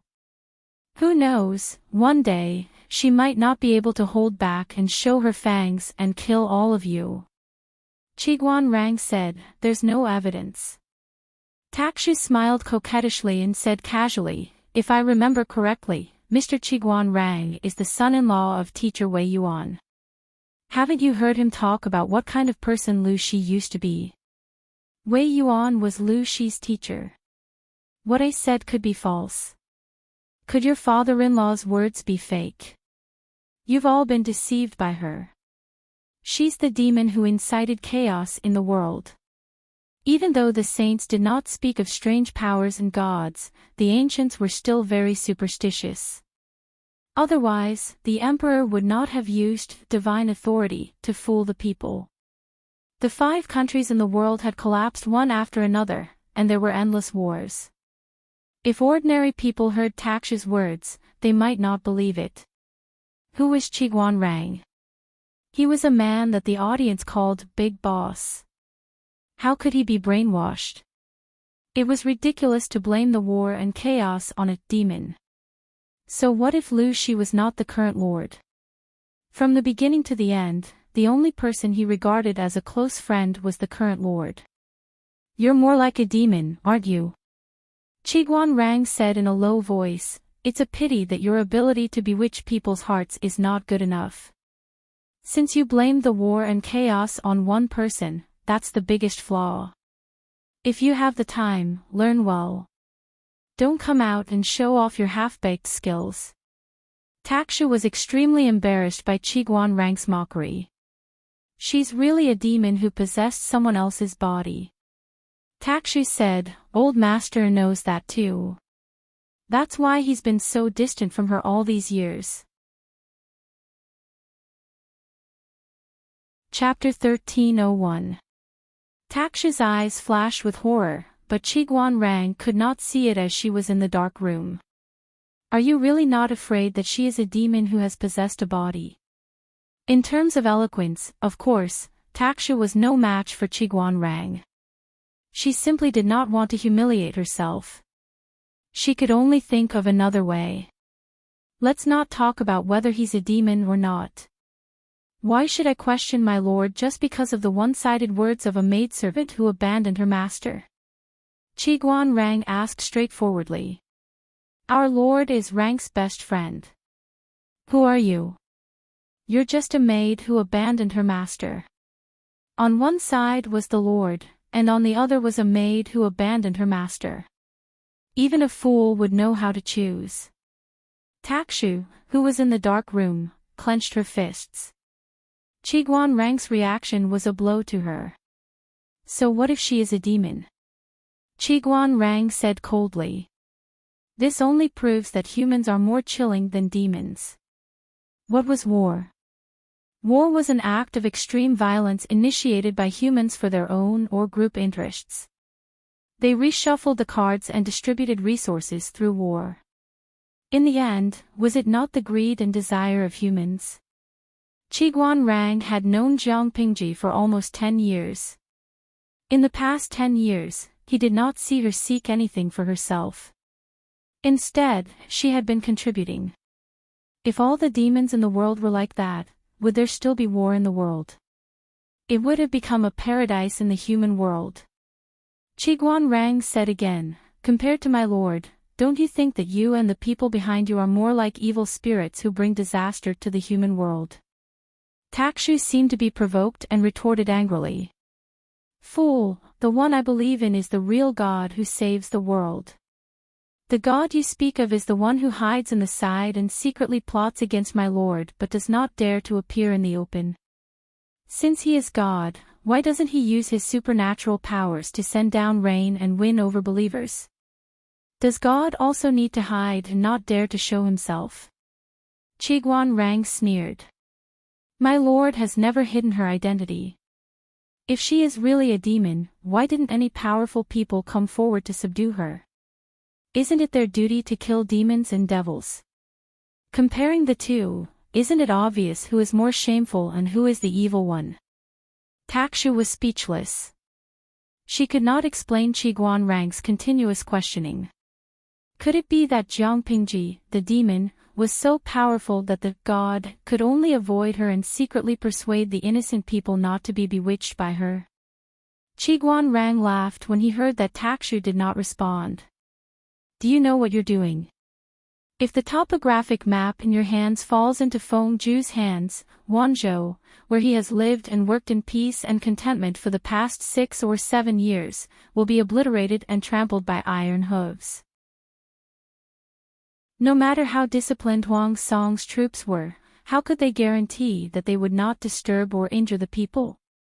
You say that you are gods, but the things you do are no different from evil spirits. Bewitching Qiguan Rang was obviously a stupid move, because this person saw things more clearly than anyone else. How do you mortals know the will of God? For the sake of peace in the future, what's the harm in sacrificing a few mortals? On the contrary, fools like you have been adopted by the evildoers' small favors. You're simply too stupid. Takshu sneered. There was a hint of madness in her voice. Let's wait and see. A demon will always be a demon. One day, you'll regret what you said today. I'll be waiting. Qiguan Rang flicked his sleeves and left. He sent more men to keep an eye on Takshu and instructed the guards to ignore her crazy words.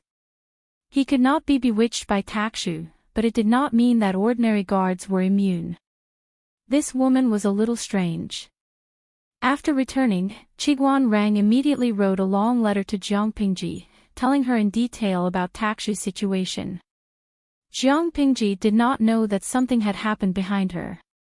She first learned about Meng Heng and the others' heroic act of burning hundreds of miles of fertile farmland.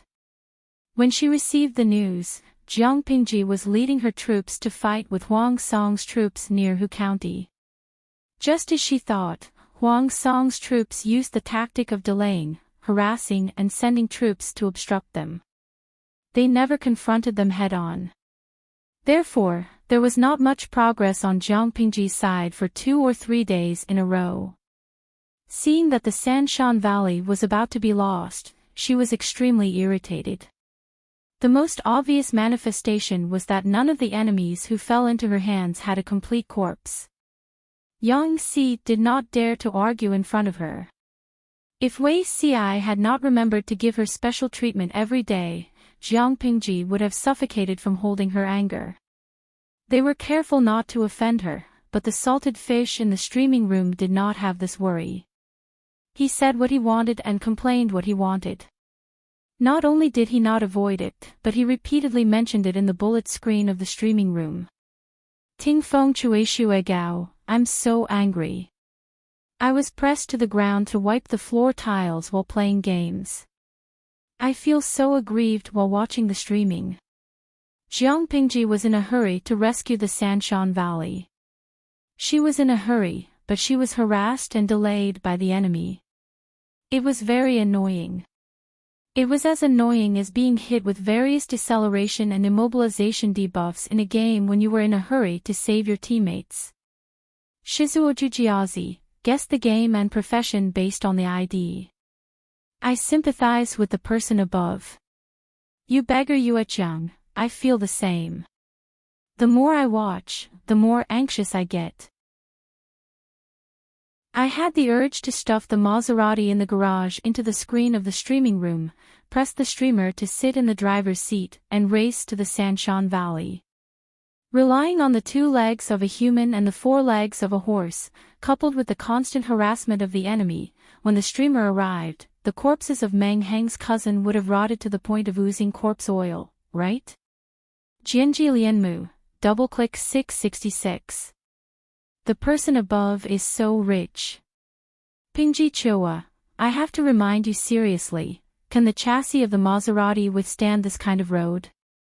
850,000 salted fish gathered together. You can't expect them to not go astray.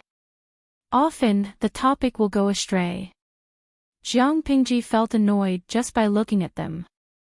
She simply turned off the bullet screen in the streaming room. Out of sight, out of mind. At that moment, a piece of news that was neither good nor bad came. A fire broke out near the Sanshan Valley. The fire spread and burned countless fertile fields. Fertile fields were burned. Jiang Pingji was surprised. How much was burned? The scout said, it said that the fire has been burning for 3 days and 3 nights. The losses are incalculable. Jiang Pingji knew that the fire was man-made. Meng Heng and the others had set it on purpose. Yang Si seemed to be mumbling, but he was actually speaking up for Meng Heng and the others. He said, we can't protect the grain, but we can't let Huang Song and the others take advantage of it. We have no choice. If Huang Song gets the fertile fields, he won't have to worry about the grain for the next year during the autumn harvest in 2 months. Huang Song had made Hu County the 2nd place to fight for. Wasn't it for Hu County's grain? They were about to conquer the Sanshan Valley, but Meng Heng and the others did this. Yang Si was distressed about the grain and Huang Song at the same time. First, Yuan Axian was cheated by Hua Yuan of millions of grains. Then, Meng Heng cruelly burned hundreds of miles of fertile fields. They were really unlucky. Huang Song was speechless. Chapter 1302. Just as Meng Heng expected, the value of the grain to Jiang Pingji was far less than the elite troops she had trained with a lot of money. The grain could be replanted and harvested once a year at most. Who would she ask for the people if they were gone? It would take her at least 17 or 18 years to give birth to a child and raise the child to an age where he could fight a war. Jiang Pingji was considered wealthy. All the grain depots had prepared grain reserves for special periods. It would not be a problem to live frugally for a year. If the loss of the grain could be exchanged for their safety, then so be it. She could afford it. That was the confidence of a rich and powerful tyrant. She did not lack money or grain, she only lacked people. Everyone could guess what Jiang Pingji was thinking, but they were still worried that their lord would vent her anger on Meng Heng and the others. Regardless of the process, the result was that Meng Heng and the others lost Jianghe County, burned countless fertile fields, and destroyed millions of autumn grain. If the Lord really wanted to hold them accountable, Meng Heng and the others were not innocent. Han Yu thought for a while, but he kept a straight face. He stood up and said, "Congratulations, my lord." "Congratulations." Jiang Pingji supported her chin with her hands and turned to look at him. She frowned and said, "Why? What's there to congratulate?" The current situation was not bad, but it was not good either. Being forced by the enemy to burn hundreds of miles of fertile fields would not only hurt the enemy, but also hurt her own heart. Why was she happy? Jiang Pingji had seen 2 little tricks. Those who dared to say, "Congratulations," at times like this must be bluffed. She was not familiar with this kind of trick, but the salted fish in the streaming room were very familiar with it. The salted fishes sat on the small stools and knocked on their bowls and chopsticks, waiting for Han Yu to reveal the riddle. Han Yu did not disappoint them. He analyzed in a deep voice. Huang Song divided his troops to attack Hu County. His purpose was to get the autumn grain that was about to ripen in Hu County. With the Sanshan Valley as the boundary, the fire continued for several days. Countless fertile fields were burned down. Huang Song spent a lot of energy but only managed to get Zhanghe County. If Huang Song still insisted on attacking the Sanshan Valley, what else could he gain other than venting his anger? There were people in history who mobilized a large number of troops for the sake of personal feelings, but they were few and far between. Most of them did not end well. The battlefield was like a shopping mall. In the beginning, one would use up all their resources to fight, but after the battle was over, the spoils of war would be the harvest. If the value of the spoils of war was far less than the resources paid for the war, then they would not be able to make ends meet, and no matter how big their family business was, they would still go bankrupt.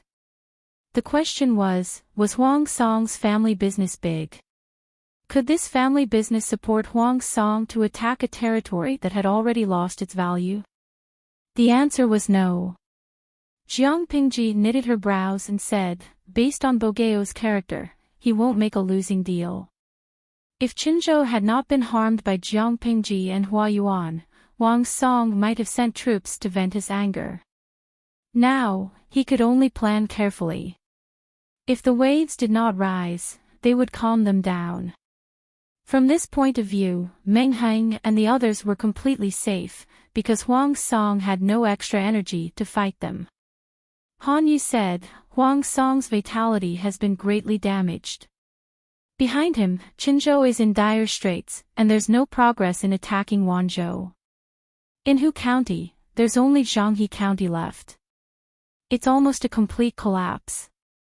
There's only one way for him to turn the situation around, to switch from offense to defense. Wait. Wait? Wait for what? Jiang Pingji thought for a while and asked tentatively, wait for the autumn harvest. Harvest the autumn grain in Zhanghe County. Zhanghe County was quite a large area, and its geographical location was close to the man-made river. It was also the place that produced the most grain in Hu County. According to the statistics of previous years, there could be around 3 million don of grain. With the grain, the morale of the army could be stabilized, and they wouldn't have to worry about the lack of grain in winter. Huang Song would never give up on Zhanghe County. Han Yu nodded and said with certainty, yes, wait for the autumn harvest. He needs the autumn grain to revitalize the whole chessboard, but we don't. The situation of the war had changed several times, and Huang Song's life was tied to Zhanghe County. The autumn grain was crucial. For Huang Song, it was something that could prolong his life, but for Jiang Pingji, it was of little value. At this moment, it was Huang Song's turn to be on the defensive. Jiang Pingji understood what Han Yu meant, and some malice flashed in her eyes. Huang Song, who was in the distance, suddenly shivered. She smiled and said, Wenbin, you are right. This is indeed a good thing. Not only should I not punish Shizhou, but I should also reward him. Han Yu's face stiffened. He only came out to put in a good word for Meng Heng, not to help him take credit. There was no need to blame him.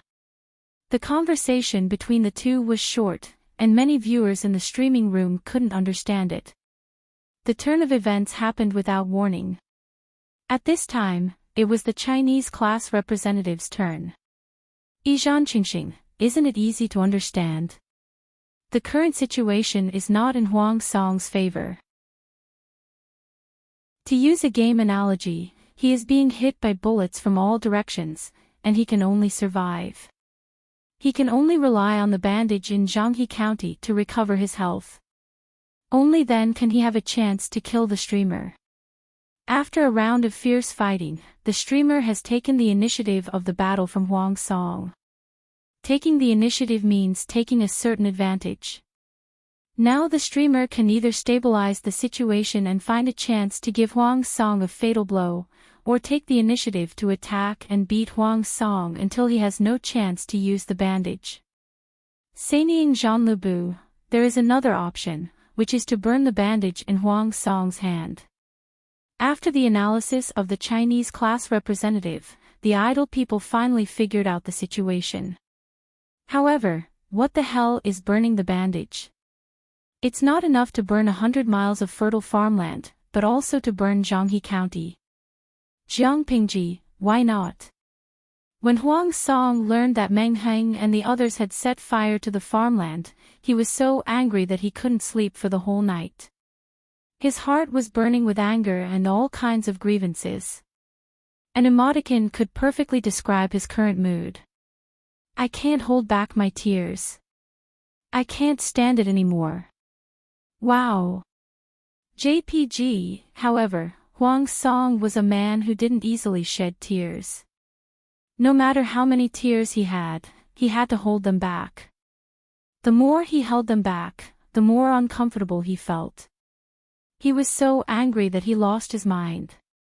He ordered Yuan Chong to lead the troops to attack the Sanshan Valley. Even if the land behind the Sanshan Valley was worthless, he still wanted to get back at them. Before the troops could accomplish their mission, the scouts in the rear caught a group of suspicious people, which scared Huang Song so much that he instantly regained his senses. The group of people were disguised as ordinary merchants, but they had hidden flint, black oil, and bales of dry firewood on the cart. When the patrolling soldiers found them, they were secretly smearing the black oil on the firewood and preparing to ignite the wheat field. The smell of the black oil was strong, and the patrolling soldiers followed the smell to find them. If not for the patrolling soldiers' sensitive noses and timely discovery, Jianghe County might have been burned. Once the black oil was ignited, it was not easy to extinguish it. Hundreds of years ago, the ancestors of the northern borderline, the Qiangwu tribe, built the Rattan Armor Army. They were burned to death by Prime Minister Huang Fu with the black oil. When Huang Song learned of this, he immediately ordered a retreat. He couldn't afford to offend them. Lu Lanting's men were all crazy. Chapter 1303. Huang Song didn't know if Meng Heng was addicted to burning, but he didn't dare to let his guard down. Meng Heng was indeed Meng Zhan's son and Lu Shi's cousin. He was ruthless to his enemies and to himself. Huang Song was terrified. He sent a large number of troops to patrol every day to prevent suspicious people from burning the wheat fields. Jiangpingji had a big family business and was very generous. He couldn't afford to let his subordinates burn millions of acres of fertile land. He came back to his senses and explained the pros and cons in detail to Qingjing and Huang Song. Qingjing sighed and could only suppress the thought of venting his anger. When the autumn harvest was over, he wouldn't have to worry anymore. Before that, he had to bear with it. The originally tense atmosphere calmed down. Other than training every day, it was the repetitive patrolling and checking tasks. Not everyone liked boring tasks. Someone couldn't bear it anymore.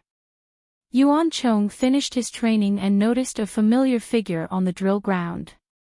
His heart skipped a beat and he had a bad feeling. It was Yuan Xian's eldest son, Yuan Kuang. Yuan Chong hesitated for a while and took the initiative to greet him. He didn't want Yuan Kuang to accuse him of being rude and arrogant. Yuan Kuang's face was gloomy and his eyes were burning. He didn't look friendly. Yuan Chong sighed in his heart. He finally understood the grievances of military advisor Nie Sun. Nie Sun was strangely bitten by the mad dog Yuan Xian. He was strangely bitten by the mad dog Yuan Kuang. The father and son were poisonous. Yuan Kuang took the initiative to challenge him. The weather is nice today. Why don't you practice with me? Yuan Chong felt uneasy. He didn't want to accept the challenge, but he couldn't embarrass his opponent in public. Okay. Cousin, please. Although they were cousins, in reality, the two of them were already separated from each other. Their relationship was not close, and they did not speak much in the past.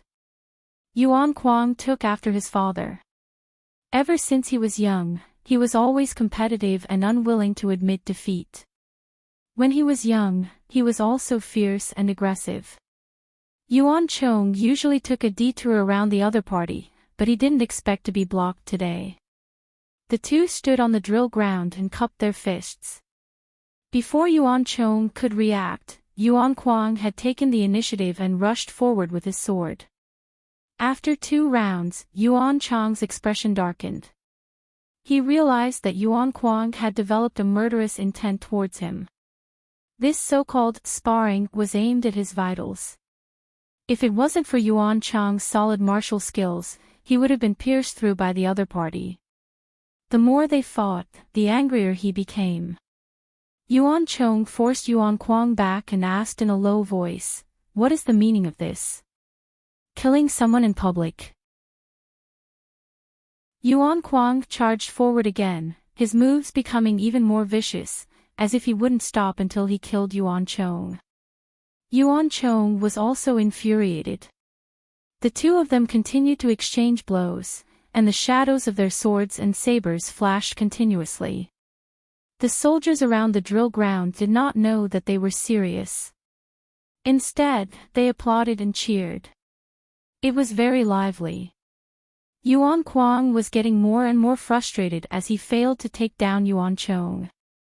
He lost focus and gave Yuan Chong an opportunity to knock his weapon out of his hand. "Give me an explanation.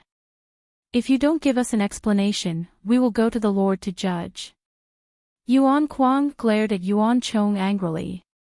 "If you didn't jump out to fight with me that day, I would have broken through the 3 Mountains Canyon. How would I have given the enemy the chance to burn hundreds of miles of farmland? Now look at the situation. Isn't it your fault that the Lord is in a passive position?" Yuan Chong was stunned for a second and tried hard to digest Yuan Kuang's words. He laughed angrily. "Things can change on the battlefield in an instant. What you said makes me laugh my head off." Yuan Kuang was really confident in himself. He led the army to break through the 3 Mountains Canyon on the first day.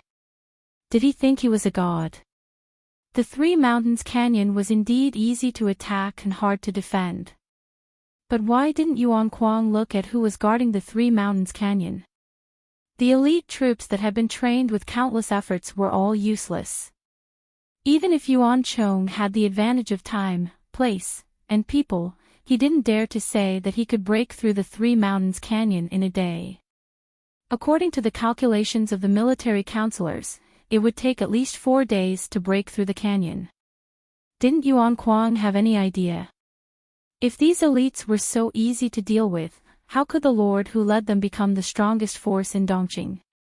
It was ridiculous for Yuan Kuang to blame himself for this. Yuan Chong secretly took a deep breath and suppressed the rising anger in his chest. He didn't want to poke a bloody hole in Yuan Kuang. Yuan Kuang glared at Yuan Chong. "You can't do it, but it doesn't mean that I can't do it." He was very confident in himself. If he was the one who led the army to attack the 3 Mountains Canyon that day, he would definitely be able to take it down and not give the enemy a chance to cause trouble. Yuan Chong, on the other hand, had made a military pledge at that time. What happened in the end? The 3 Mountains Canyon was taken down. Yuan Chong was a gentle and low-key person. He didn't want to fight with others, but Yuan Kuang wouldn't let him go. He was very annoyed. Yuan Chong had no choice but to secretly ask Qing Jing for help and inform the Lord Huang Song through him. When Huang Song heard about this, he was even more annoyed. How did Qinzhou become like this? Wasn't it all because of Yuan Kuang's father, Yuan Xan? Yuan Kuang didn't reflect on himself and was a low-key person. He even jumped around everywhere, which was really an eyesore. Huang Song would show some mercy to Yuan Xan, but he wasn't so gentle to Yuan Kuang. He reprimanded him for his one-stop service. Yuan Kuang felt wronged. Because the Three Mountains Canyon was safe, Jiang Pingji didn't send troops to attack Zhanghe County. Instead, she planned to rest for a while and pay attention to the war situation in Wanzhou, waiting for the autumn harvest. If she fought Huang Song now, he could use 100% of his troops to deal with her. Naturally, she would be under a lot of pressure. During the autumn harvest, Huang Song would have to send troops to harvest food. If she sent troops again, apart from this reason, Jiang Pingji led the troops for a long journey and fought a series of battles. Her troops were exhausted and needed some time to rest. Therefore, the front line in Hu County welcomed a strange period of peace. There was peace there, but the smell of gunpowder was still strong in other places. The most intense smell was the front line in Qinzhou and Sangzhou. Yuan Axayan died, leaving a mess for Nie Sun to clean up. Unfortunately, Nie Sun couldn't cook without rice. He was criticized everywhere. Feng Jin didn't want to waste time here. Feng Jin didn't want to waste any more time, so he sent people to secretly spread rumors and spread the news of the food shortage in Qinzhou through the mouths of the children. When Nie Sun found out, the rumors had already spread to a large scale.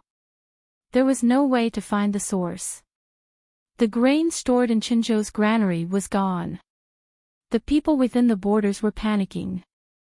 Those who had stored grain at home hid it well to prevent it from being forcibly taken away. Those who didn't had stored grain swarmed to the rice merchants to buy it. In just a few days, the rice merchants raised the price. The price of grain shot up like a rocket launcher. The people could only grit their teeth and buy it. The people who rushed to buy grain blocked the few long streets near the rice shops. As the crowd became more and more crowded, there was a stampede. When the sun set, the crowd slowly dispersed. Chapter 1304. The incident was so big that it inevitably reached Nie Sun's ears. Nie Sun stared blankly ahead, his eyes lifeless. The soldier who reported lowered his head in fear, feeling uneasy. After a while, Nie Sun still didn't move. The soldier plucked up his courage and looked up secretly. He saw Nie Sun holding his shoulder with one hand and holding the table with the other. His knuckles were white from the force and his pale forehead was covered in sweat. The soldier was stunned. He saw red and black blood seeping out of Nie Sun's clothes. He didn't care much and hurried forward to help Nie Sun. Nie Sun fell to the side. Medic! Medic! Help! Nie Sun's old injury reappeared. The wound on his shoulder that had just healed opened again. Fortunately, the wound wasn't long, otherwise it would be troublesome. After the doctor treated Nie Sun's wound, he gave the apprentices a prescription and asked them to get the medicine. Nie Sun slowly woke up. Is the military counselor awake? The deputy general who was guarding the bed shouted, and the other people also came over.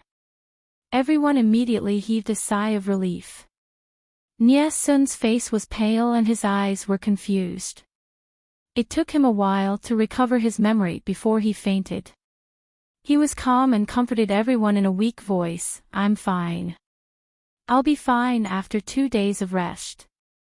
One of the deputies said angrily, "If those profiteers didn't take the opportunity to make money from the disaster and raise the price of grain, the military counselor wouldn't have fainted." Merchants pursue profits, and those who are ambitious are few and far between. They're just a bunch of greedy people. As long as they make money, why would they care about anything else? The situation in Qinzhou wasn't good. Those businessmen didn't fear death and took the opportunity to make money from the war. What a bunch of black-hearted people. They're short-sighted. They only care about profit. Why would they care so much? Several deputies expressed their anger. They wanted to send troops to kill all the black-hearted businessmen in the city who raised the price of grain. The more they spoke, the angrier they became. Their voices grew louder and louder until the military doctor interrupted them. Generals, the military counselor needs to rest and shouldn't make a ruckus. You can come back tomorrow if you have anything to say. Nie Sun's skinny hand reached out of the quilt and waved weakly, signaling the doctor to stop talking. He asked weakly, "What's the situation outside?" A deputy general stepped forward and reported, "The rice shop is still unwilling to budge. The price of grain has increased by another 10%. Ever since the news of Chinzhou's food shortage spread, rice merchants who had been hoarding food smelled a business opportunity. They took the opportunity to raise the price and sell old rice at a high price." Feng Jin did not send out many people to help. Instead, it was the rice merchants in Chinzhou who volunteered to help and acted as free tap water. They fanned the flames and caused a food shortage while peddling the stale rice in the warehouse at a high price. At this time, the price of grain was several times higher than usual. It could be considered a sky-high price and had long exceeded the purchasing power of ordinary families. Even so, the food supply was still insufficient to meet the demand. Basically, the moment it was put on the shelves, it was snatched up by the people who had lost their minds. The commoners who didn't have any stored food rushed to buy it, and the commoners who had stored food also followed the crowd, trying to buy more. The streets near the rice shop were tightly packed by the terrified citizens, and there was more than one stampede. Nie Sun was so angry that his old injuries acted up. Seeing that Nie Sun did not speak, the deputy general could not help but say, "Advisor, what should we do now? Why don't we capture those merchants?" Nie Sun asked him the reason. If there was no suitable reason to arrest people, wouldn't it be indirectly admitting that there was a food shortage? An unconfirmed rumor made the people so crazy. If it was confirmed, the whole of Chinzhou would really be finished. The deputy general's face turned red from Nie Sun's questions, and he could not say a word for a long time. He really did not know what reason to arrest people. Another person said, "These unscrupulous merchants took advantage of the chaos to raise the price of grain. Don't they deserve to die? Of course we have to arrest them, but we can't use this reason." Nie Sun closed his eyes weakly and said weakly, "These merchants are selling old rice from a few years ago. Why don't we use another reason? For example, in order to sell the old rice they have hoarded to reduce their losses, they spread the rumor that Chinzhou is short of food to trick the people into buying food. What do you think?" The few of them were happy. This was a good reason. They could openly punish those merchants, and at the same time, they could put the blame of the rumor on the merchants and obscure the current situation of Chinzhou's food shortage. As long as the people calmed down and didn't cause trouble, Chinzhou could still hold on for a month or two. One of the deputies said, "We can delay it for as long as we can. In another month or two, it will be the autumn harvest. When the new rice is harvested, the food shortage will be solved." Nie Sun nodded weakly. Everyone saw that he was tired and chose to leave. When they all left, Nie Sun opened his eyes, and a bit of sarcasm flashed in his eyes. So what if they delayed it until the autumn harvest? Chinzhou had been at war for several years, and the harvest within the territory could not be increased. There was no way to fill such a big food shortage. If Huang Song had some support, there might have been a chance. But Huang Song had given up on Chinzhou. Otherwise, why hadn't Nie Sun replied to the message he sent for so long? As smart as he was, he had already guessed Huang Song's decision, but he could not tell the truth to others. Chinzhou was already in a precarious situation. If the soldiers knew about this, they would collapse overnight. Nie Sun's response reached Feng Jin's ears. He smiled and said, "Nie Qingyan's reaction is not slow." Meng Hun shook his head and said, "I heard that when he heard the news, his old injury acted up again." I don't know how long his body can hold on. Feng Jin said, it's still not enough. Meng Hun was surprised. Not enough. Feng Jin smiled and said, here's our chance. At this time, he naturally had to fan the flames and add fuel to the fire, so that Nie Sun could not care about anything else. According to Nie Sun's idea, the rice merchants in Chinzhou who raised the price of grain and spread rumors were arrested, and the seized grain was sold to the people at a low price. Many people bought grain. When the others who were still watching saw this, they immediately lost the idea of buying, and the rumors collapsed. Nie Sun was very clear that this was only a temporary solution. After a long time, the people would still find out. In order to stabilize the political situation, Nie Sun had to deal with government affairs with his injury, and he had less than 4 hours of rest every day. The military doctor tried to dissuade him, but to no avail, he could only let Nie Sun go. Since the old injury broke, Nie Sun's condition was repeated. It was not that the military doctor's medical skills were bad, but that Nie Sun did not follow the doctor's advice. Late that night, Nie Sun's body began to heat up again, and he drowsily slept for half the night. When he woke up, the room was dark. He tried to open his mouth to call for someone, but his dry throat could not make a sound. He could only sit up with difficulty and stagger out of the door. Nie Sun raised his hand and wiped his burning face. Even his breath was hot. What is that? He struggled to open his sleepy eyes and found that the sky in the distance was dyed with a layer of orange light. Chapter 1305. Fire. Where did it catch fire? Nie Sun's groggy brain seemed to have been cut by something. He immediately sobered up and grabbed someone. Where did it catch fire? The person did not recognize Nie Sun. He rushed to put out the fire with a bucket and replied hurriedly, the granary caught fire. Nie Sun did not come back to his senses for a long time, as if he did not hear what the person said. At this moment, the military doctor who was in charge of taking care of Nie Sun realized that he was missing and hurried out to look for him. The military doctor rushed forward to support Nie Sun. Counselor, where did you go? You still have a fever. Nie Sun grabbed the military doctor's arm and stared at him with bloodshot eyes. He asked word by word, where did it catch fire? The military doctor's expression froze and he said awkwardly, Counselor, your health is more important. Leave it for now. The generals have already sent people to put out the fire. It will be under control soon. Don't worry. Go back to the tent and rest. We'll deal with it tomorrow. Nie Sun's voice suddenly became sharp and he asked sternly, where did it catch fire? The military doctor answered with bloodshot eyes, it's the granary. Nie Sun choked when he heard this answer.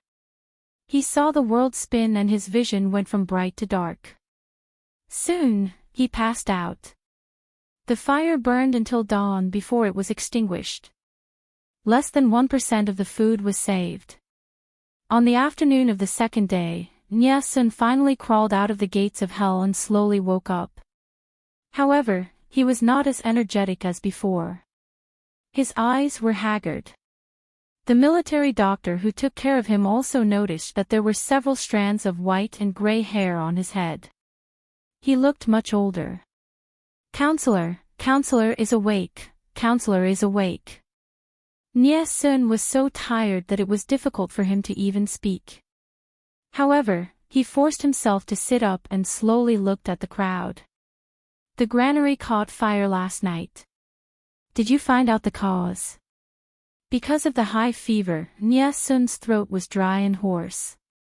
It did not sound like a man in his prime, but more like an old man in his 70s. The high-ranking officers looked at each other, but no one dared to step forward and answer. Nie Sun was not in a hurry. Instead, he looked at them coldly. He changed the question. Is the fire under control? One of the deputy generals stammered, "It's already been destroyed." Nie Sun asked again, "How much food did you save?" The deputy general said, "The fire was fierce last night, and the night wind was strong.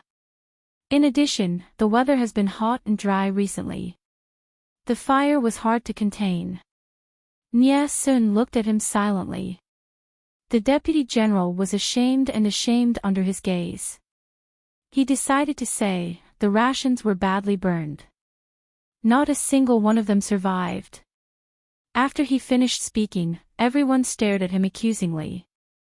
The military counselor was already in a very bad situation. If he didn't know how to speak tactfully, what would he do if he really angered the other party? Nie Sun did not faint. It was as if someone had pulled out his backbone. His back and shoulders had collapsed, and he looked dispirited. "Not even 1 out of 100 survives," he muttered to himself repeatedly, which made people feel sad and uncomfortable. Originally, they could survive until the autumn harvest, and Chunjo could survive for a while. Unexpectedly, a fire burned all the rations they had. He let out a long sigh, knowing that there was no way to fight this battle. Chunjo had no other choice but to surrender. Nie Sun could stubbornly defend to the end, but could the soldiers with low morale endure hunger and defend Chunjo? He asked again, "Did you find out the cause of the fire in the granary?" Everyone looked at each other, and finally, one person stood up to answer. "Yes, we found out." Nie Sun asked, "What happened?" In order to prevent the enemy from attacking the granary, Nie Sun sent a large number of soldiers to guard it. The patrols were rotated every 15 minutes, and the location of the granary was a top secret. How did the enemy still manage to burn the granary under such a strict defense? If it was not a man-made disaster, could it be a natural disaster? The deputy general stammered, and after a long while, he finally said a few words and slowly pieced together the whole story. This matter had to start from the time Nie Sun sent people to capture the black-hearted rice merchants. He used the excuse that rice merchants were selling old rice and creating trouble as an excuse to arrest many rice merchants and confiscate their grain reserves. Those who had the capital to hoard so much grain in troubled times and make a fortune from the war were naturally not small merchants. Among the rice merchants who were arrested, one was a rich man in Chunjo. His family had been doing business for generations and had accumulated a lot of wealth. In order to redeem his family, the rice merchant's younger brother was willing to exchange 200,000 don of grain reserves. As expected of a tycoon, 200,000 don in one go. Coincidentally, Chunjo was in urgent need of grain, so this business couldn't be missed. Nie Sun rubbed his eyebrows and thought hard. Finally, he found the relevant memory. This was also allowed by him. Although it was despicable for the rice merchants to take advantage of the situation to raise the grain price, many rice merchants had backers behind them. They were either opened by the local gentry or had business dealings with them. No matter how angry Nie Sun was, he couldn't kill them all. He could only make an exception and release them after paying a certain amount of ransom. The rice merchant's younger brother used 200,000 don of grain to redeem his older brother. However, he couldn't gather so much grain in such a short time, so he could only send it over from other places. The first batch of grain was 50,000 don. The other 150,000 don could only be settled with an IOU and a letter from his family. Nie Sun asked, 50,000 don of grain. Did you check it when it was stored? The deputy general said, all carefully checked. Every bag is real. 50,000 don of grain was a large amount. Naturally, they couldn't open every bag and pour it out for inspection. They could only do random checks. The cooks who carried the grain could also tell if it was real by touch. Unexpectedly, the grain depot caught fire that night. The night wind helped and the fire spread quickly. After fighting the fire for a whole night, there was not a single grain depot left. When the deputy general sent troops to catch the rice merchant, he had already escaped with his family last night. They couldn't even catch him. Sure enough, I still lost. Nya Sun curled his lips mockingly. The deputy general said helplessly, "Counselor, we still have to think of a way." Nya Sun smiled bitterly. "The grain we saved is not even enough for the soldiers to eat for a day or two. What's the use of thinking of a way? Unless the immortals could make grain out of thin air, there was no way to fight." At this moment, Nya Sun hoped that Feng Jin could lead troops to fight.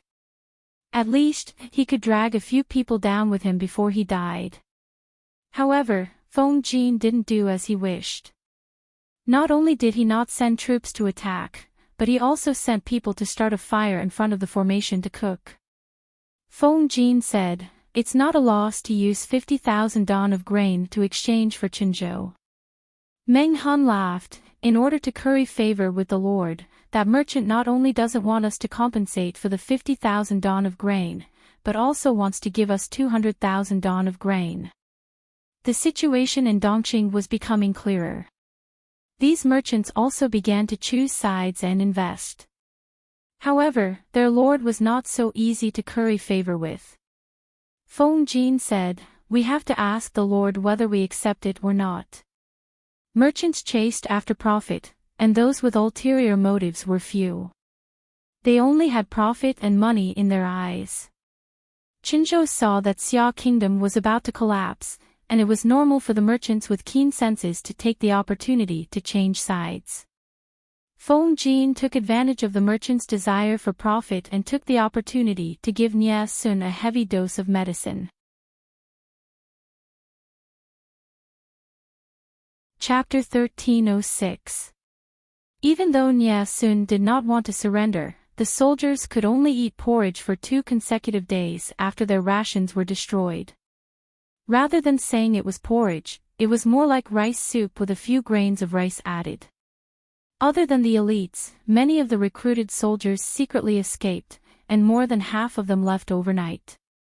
Looking at the desolate camp, Nya Sun's mind was in turmoil. He was a patient and should have eaten better food. However, the military camp was short of rations and even his food was porridge. Are we really at the end of the line? Nya Sun sighed and raised his hand to finish the bowl of porridge. His stomach was empty and filled with water. 2 days later, more and more deserters and the security of the surrounding area suddenly declined. Many deserters were so hungry that they broke into people's homes to kill and rob. Many innocent people died in vain. Nya Sun wanted to stop them but he couldn't. The people were angry and Feng Jin took the opportunity to open the city gate. Meng Han and the others led the troops and went straight in. The people hid in their homes and didn't dare to come out. Nya Sun had been hungry for 4 days and could only tie his waist to reduce his hunger. The medicine provided by the military doctor also ran out. "Military counselor, it's not that I'm afraid of death, it's just that I have to take care of the elderly and children at home." The military doctor packed his bag and prepared to escape. Before he left, he was worried about Nya Sun's health. He felt guilty and said that he was going to escape. Nya Sun didn't blame him. Instead, he gave him a jade pendant which could be exchanged for some money. "Go." The military doctor was sad. Before he left, he bowed deeply to Nya Sun and left without looking back. Because of his illness and hunger, Nya Sun soon fell into a coma. When he woke up, he smelled the fragrance of porridge. When he opened his eyes, the surrounding scenery was not the same as before. He was startled. A woman with a slight slope on her right foot came in. She wore her hair in a bun and her skin was a healthy wheat color. She didn't look as delicate as the women in the boudoir, but a little rough. However, she was in good spirits and there was a faint fragrance of medicine on her body. "You're awake. You haven't eaten for a long time, so you can't eat meat or fish. So, I asked someone to make you porridge and pour some gravy over it to make it more flavorful." Eat it first to fill your stomach. The woman was wearing a soldier's uniform. It was obvious that she was a female soldier. She was definitely under Lu Shi's command. Nie Sun looked at the woman, then raised his head to look at the decorations around him. He asked calmly, "I've been captured." The woman smiled and said, "Mr. is not an ordinary person. He is not someone that ordinary captives can compare to."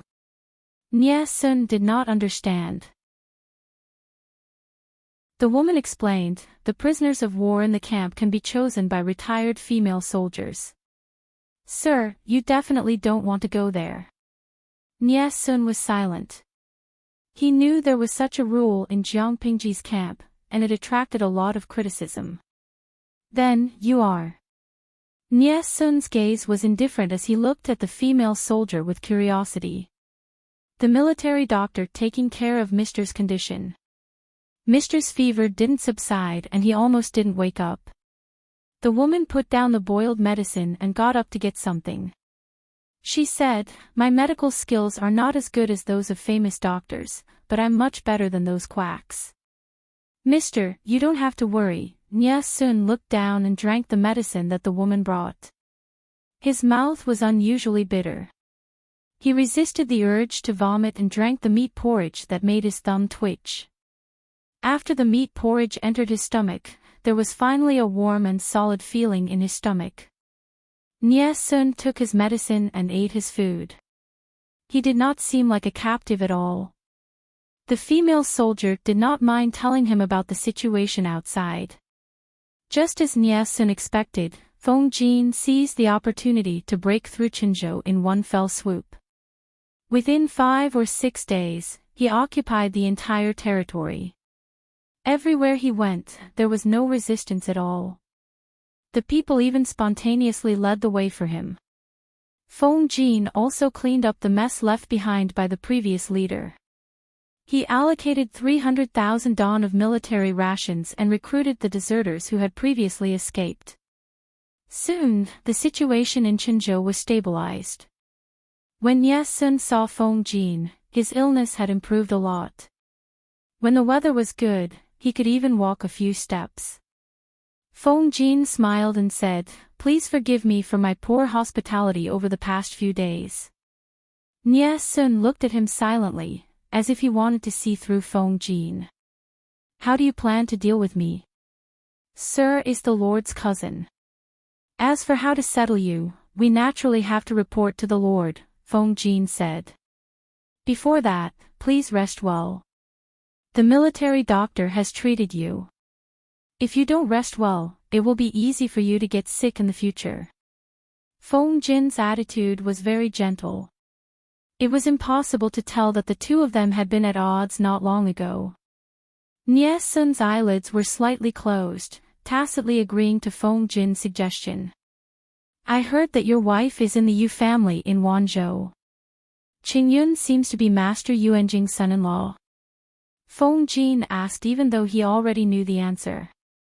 He knew that Nie Sun was different from Qing Sun. The more he mentioned his wife and daughter's Yu family, the more Nie Sun's attitude changed. Qing Sun buried himself with his former master. Nie Sun would never do such a thing. Not to mention that Huang Song was not kind and had mistreated him many times. Nie Sun nodded and looked at Feng Jin with some desire in his eyes. Feng Jin said, "Master Yuanjing is the most respected scholar in Wanzhou. Who dares to offend him? Your wife brought her daughter to seek refuge with him. They will not be wronged. Sir, rest well now. When you see them in the future, they will not feel sorry for you." As they were talking, the military doctor who was taking care of Nie Sun came in with a change of medicine. She bowed to Feng Jin. Feng Jin bowed back and addressed her as Mrs. Dian. Nie Sun looked at the two of them in surprise. Feng Jin said, "This is General Dian's wife." Nie Sun was almost shocked. General Dian's wife. Dian Yan's wife.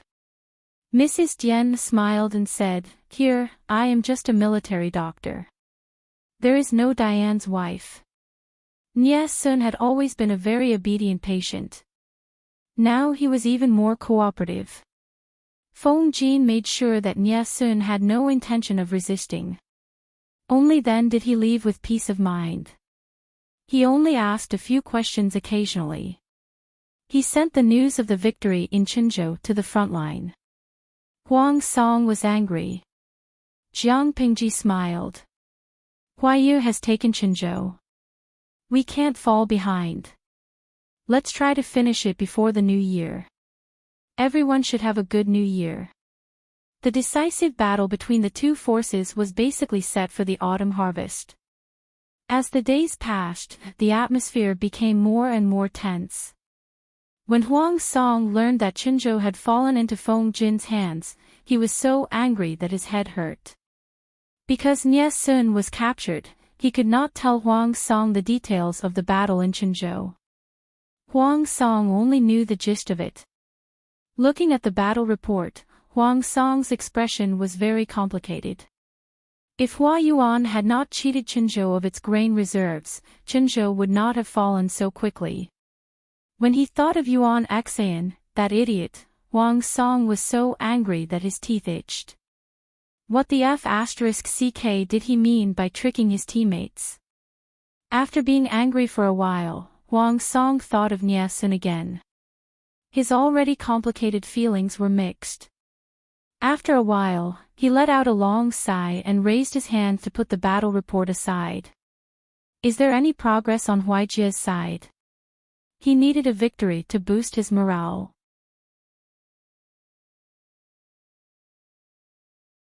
Chapter 1307. Huang Song felt that the amount of sighs he had sighed recently was equal to the amount he had sighed for half his life. He was so worried that he was about to go bald. Qing Jing said, Lu Shi has placed a large number of troops in Wanzhou. It will be very difficult for Huaijia to break through. Please wait patiently, my lord. Huang Song said, I know that too. Wanzhou was Jiang Pingji's nest. Although she was a wanderer, she still valued her nest very much. Otherwise, when she came back, she would find that her nest had been destroyed. Wouldn't that be a pain in the ass? If Wei Ci knew what these two people were thinking, he would probably laugh without saying a word. His Majesty, in his previous life, was really like this. The front line was fighting so hard that his nest was almost destroyed by Qiguan Rang. If it were not for the fact that she had returned in time and that Qiguan Rang's old master was a headstrong fool, she would not have been able to keep her lair. Even so, she still lost a lot of territory. Fuming puffer. JPG, in this life, Jiang Pingji asked Qiguan Rang to guard the base while she led her troops to war.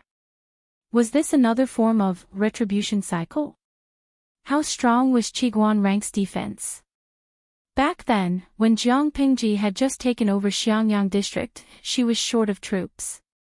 The Qingyi army sent thousands of troops to attack Xiangyang district. Qiguan Rang did not let the Qingyi army gain any advantage even though the city was empty. It had been 6 or 7 years since that incident, and Qiguan Rang had become more mature than before. In comparison, Feng Ju was slightly younger. His experience was slightly inferior to the astute Qiguan Rang, but the gap was not huge. In a situation where the two of them were not too far apart in terms of ability, the soldiers under the tent played a decisive role in the outcome of the battle. Of the two sides, one was attacking while the other was defending. The defensive side's combat quality was far better than the attacking side. Qiguan Rang also firmly guarded the pass of Wanzhou, blocking all the routes that Feng Ju could launch a sneak attack on. He sent troops to guard it strictly, so that the enemy could not advance an inch. He had changed his usual treacherous style. His defense was steady. No matter what tricks Feng Ju used, Qiguan Rang did not budge. Feng Ju tricked his troops. Qiguan Rang was indifferent. He did not fall for it at all. Feng Ju would send his troops to fight head-on. That was good. The difference in quality between the two sides was too great. If the enemy came, they would only be asking for trouble. Feng Ju had tried other methods, but Qiguan Rang had countered every move he made. The entire defense line of Wanzhou had been turned into an airtight iron bucket by this person. Feng Ju had been shut out for several months in a row. Attacking by force didn't work. Scheming didn't work. Luring troops out also didn't work. It was too difficult. Fortunately, it was Feng Ju. If it were someone else with less patience, they would have flipped the table and started cursing. Feng Ju received news that his elder brother, Feng Gue, had stayed at the front lines for a short period of time. What is Big Brother doing at the front line? Feng Ju couldn't help but wonder.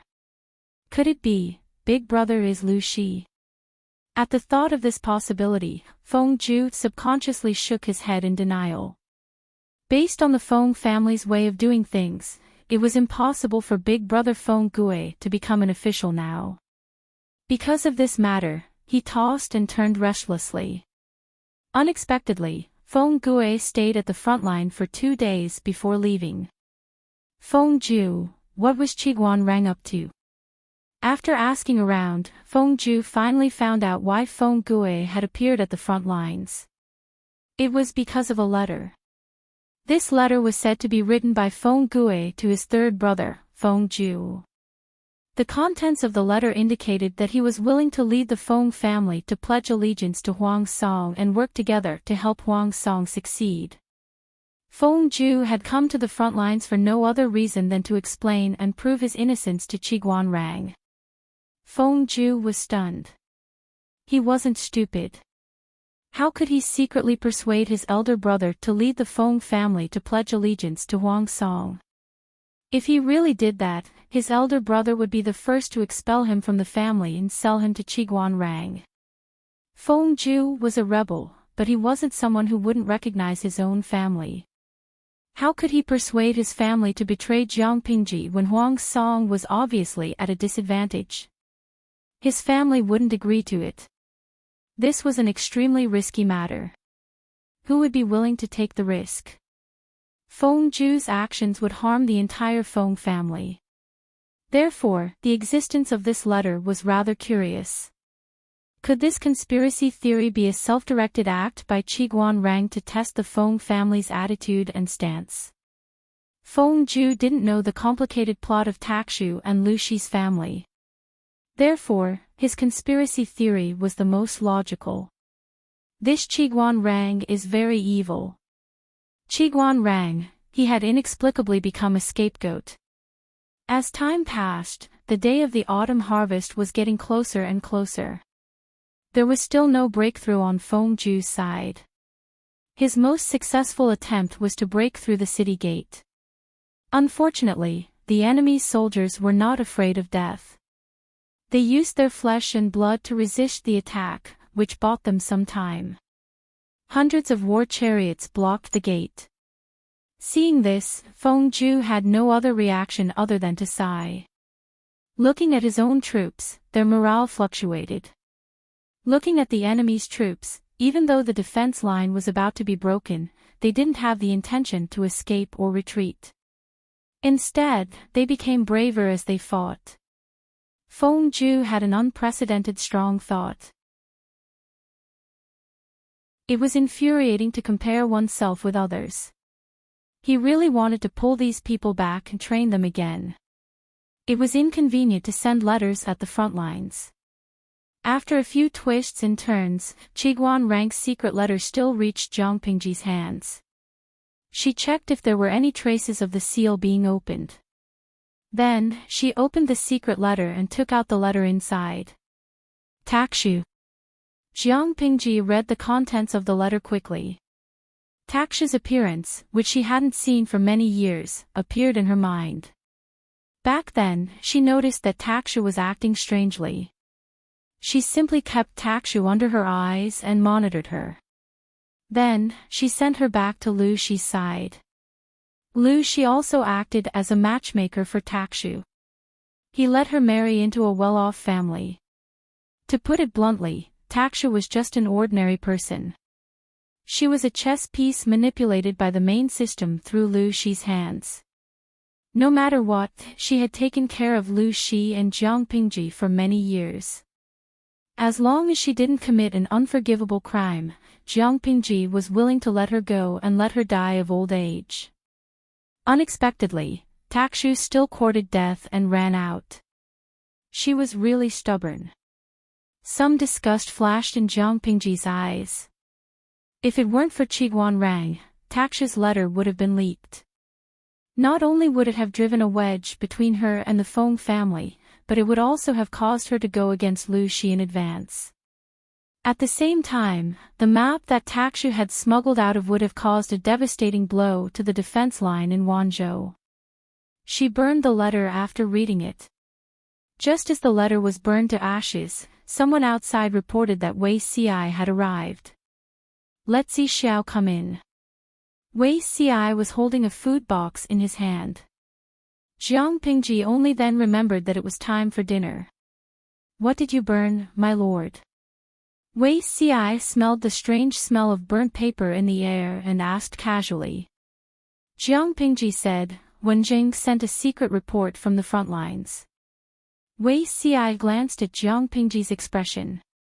She looked gloomier than usual. He had expected it. Could it be that Wanzhou? Jiang Pingji shook her head. "No, it's not about the war." Wei Xi didn't ask any more questions after hearing that. He took out the food box. There was a vegetable, a meat dish, and a soup. At the bottom shelf was a large pot of freshly cooked white rice. "My lord, eat it while it's hot." Jiang Pingji began to eat. Her irritation subsided with the sense of fullness produced by her stomach. Zixiao's culinary skills are really getting better and better. It's just that there are fewer dishes, so it doesn't go well with the rice. Wei Xi said, "My lord often says that I'm a feast for the eyes. Don't tell me that I'm not as good as those dishes." Jiang Pingji froze in the middle of eating.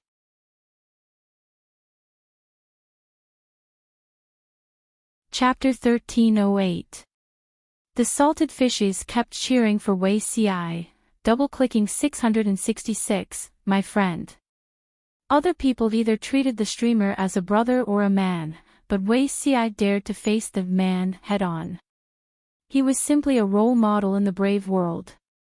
In the past, she had always felt that Wei Xi was too introverted and delicate. Now that she had seen him, he was amazing. His foundation in flirting with girls was very deep.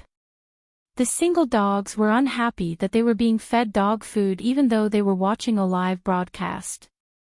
Xingyue Tianyun, kick this pot of sour dog food full of love.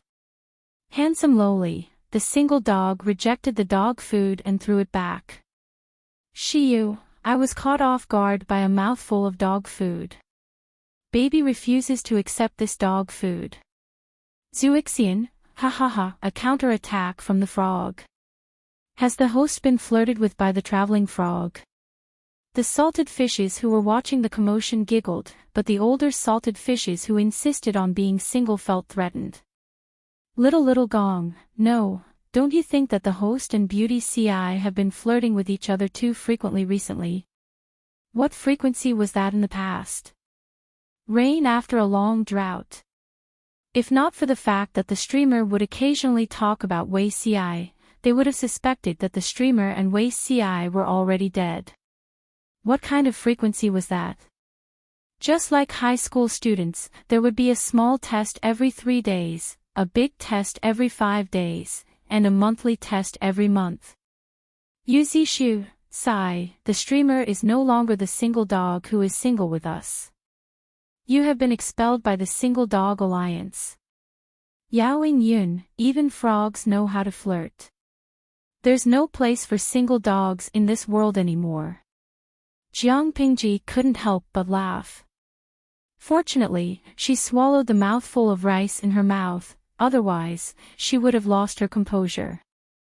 Wei Xiai readily took the empty bowl that she handed to him and filled it to the brim. He even pressed the bowl down a little. Jiang Pingji's appetite was several times that of an average adult man. Wei Xiai was already used to it. He was not worried that she would eat too much. Instead, he was worried that she would not be full. In his previous life, His Majesty had a serious stomach disease. The imperial doctor said that it was caused by a long-term improper diet. In this life, he had to keep a close eye on him.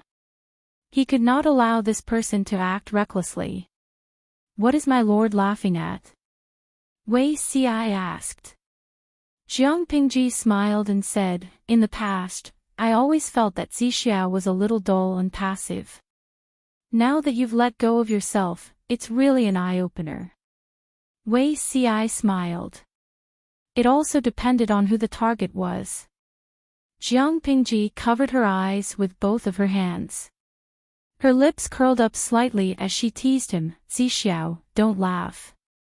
I feel uncomfortable every time you seduce me."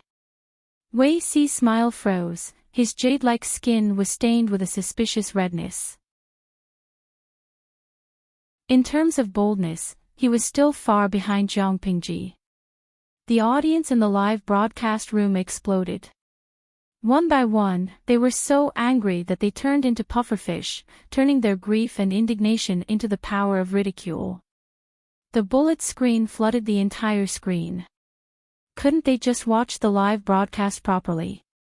Couldn't they wait until the end of the live broadcast to tease each other and feed each other dog food? Jiang Pingji refused. Who asked the salted fish in the streaming room to always say that Zixiao was their brain woman? She wanted to show them who Wei Zixiao belonged to. The idle spectators were left speechless. Jiang Pingji closed the streaming room on time and wrote a reply to Qiguan Rang. She carefully reminded him of the things he needed to pay attention to. Taxia was just a useless chess piece. The main system had thrown her out just to give it a try. If she succeeded, Jiang Pingji's hegemony would definitely be dealt a blow, and her progress would be temporarily halted. If she failed, she would just be sacrificing a dispensable chess piece. The main system would still be well hidden. Poor Taxia was still clueless. Thinking of Qiguan Rang's description of Taxia's appearance and demeanor, Jiang Pingji felt even more disgusted with the main system. Even if she hadn't seen it with her own eyes, she could guess what method the main system had used to bewitch Taxia and make her work for it step by step. Someone, send this secret letter to military advisor Qiguan of Wanzhou as soon as possible. The sooner the better. Jiang Pingji had asked Wen Jing to guard Wanzhou, not because she was worried that he couldn't withstand the hardships of marching troops. Qiguan Rang was her confidant and confidant. There were some things that she didn't even tell Wei Xiai, but Qiguan Rang was in the know. It wasn't that she didn't trust Wei Xiai, it was just that Wei Xiai and Qiguan Rang had different personalities. The latter was more suitable to do this. Moreover, Wanzhou seemed peaceful, but in fact, there were hidden thieves and hidden dangers. She needed Qiguan Rang to help her keep an eye on them. After she dealt with Huang Song and recuperated for a while, she would send troops to Nanxing. The situation in the world was basically under her control. She didn't believe that the main system, who was hiding behind the scenes and waiting to reap the benefits, would be able to endure it. As the autumn harvest approached, the hot weather became cooler. Jiang Pingji sent scouts to investigate everywhere, keeping a close eye on the situation of the fertile fields. Huang Song was also on guard against a formidable enemy. An invisible tension hovered between the two armies. At this sensitive moment, an unexpected person appeared in front of Jiang Pingji. On this day, she had nothing to do, so she led the troops to the nearby mountains for an autumn hunt. The prey was the fattest at this time of year. The food in the army wasn't good enough, but she didn't give herself any special privileges. She ate whatever the ordinary soldiers ate. She was bland and bland. Even with a beauty like Wei Xiai watching her eat, Jiang Pingji lamented that there was too little food recently. Thinking that it was almost the autumn harvest and it was a good time for hunting, she wanted to lead the troops out to hunt. Everyone naturally stopped her. Wasn't she afraid of being ambushed and killed by the enemy if she went out to hunt at this time? Jiang Pingji raised her hands and promised, "I won't go far. I'll only hunt in the forest near the camp. I'll hunt some small animals. I won't touch wild boars, wild bears, jackals, wolves, tigers, or leopards. I'll also go out with more than 100 guards. If I encounter anything wrong, I'll come back immediately." After much persuasion, Wei Xiai and the others finally relented. Jiang Pingji didn't wait for them to go back on their words. She whistled for Little White, jumped onto the horse, and ran. "I've been too bored recently. I finally found a chance to get some fresh air." Jiang Pingji's words were directed at the audience in the streaming room. Qin Gong, who came along, misunderstood and thought that she was talking to him. Qin Gong held it in for a long time before he squeezed out a sentence. He stiffly interceded for the military counselors and generals. "The gentlemen are also worried about the Lord." Salted Fish in the streaming room answered with a smile. "Rusu Luo Mao, Qin Gong is young, so he still doesn't understand the streamer's combat power. If the streamer is released from prison, the unlucky ones will be others." Qingqing Jiheyi, Jiang Pingji, nicknamed Jiang Ritian in the martial world. "She's a woman who can do whatever she wants. Qin Gong is too young. Pia Pia Wiang, let me say something inappropriate. I suddenly remembered that a certain prince was also a hunting enthusiast. When he went hunting, he didn't bring anyone with him. In the end, he was assassinated by Su Gong's right-hand man with a poisonous arrow. Streamer, don't raise this flag. You have more enemies than a prince. Rather won't take a postgraduate exam. If the streamer was assassinated by someone with a poisonous arrow, then the plot would be really amazing." Jiang Pingji glanced at the bullet screen and tilted her head to look at Qin Gong with a smile. "What are you worried about? Are you worried that I'll be assassinated by a poisonous arrow that suddenly shoots out from the forest?"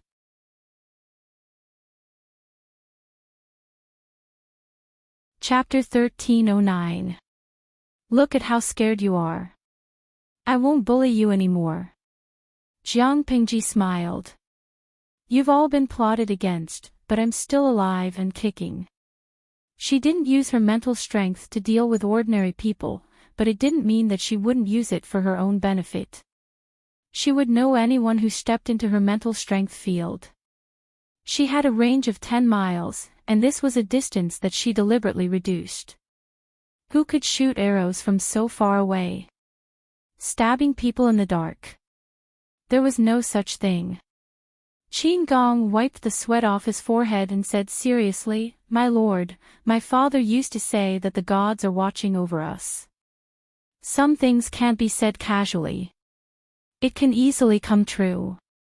My lord will naturally live a long life, but there are evil spirits hiding in the dark waiting for an opportunity to cause trouble."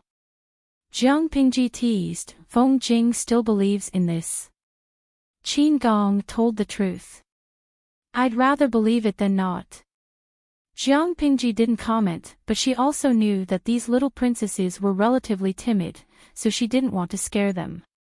In her mental strength field, all living creatures had nowhere to hide. Naturally, she would hunt accurately.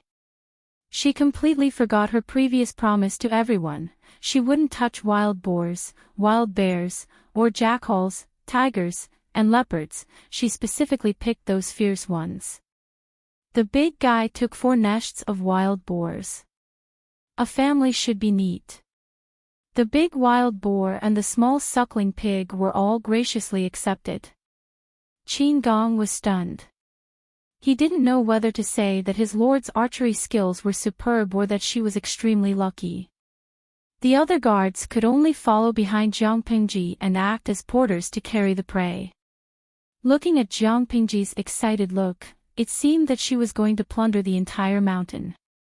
Jiang Pingji hunted another 2 big bugs with white brows and eyes. The 2 big bugs, one male and one female, had just eaten and drunk their fill. They lay down and dozed off beside the skeletons of their prey. They woke up when they heard the movement. Qin Gong was about to say that the big bugs were dangerous, but his lord pointed at the fur of the big bugs. The quality of this fur is quite good. We can peel it off and make a cloak. We don't need rabbit fur for our winter cloaks this year. Qin Gong did not know that when Jiang Pingji was in Langya County, others saw that she was mighty and bold. She did not show any mercy when she hunted the big worms. They compared her to a brave general of the previous dynasty and gave her the nickname, chasing the tiger across the ravine. She ran into the tiger, so she was definitely not the one who escaped. Animals were more sensitive to smells than humans. They stared at Jiang Pingji and soon wanted to retreat. Qin Gong watched in a daze as the 2 white-fronted worms turned around and ran. His lord chased after them without a word. Qin Gong, he was absolutely sure that the military counselors did not need to worry about his lord. Instead, they should worry about the animals in the forest. When the lord came, the animals in this area would have to be sterilized.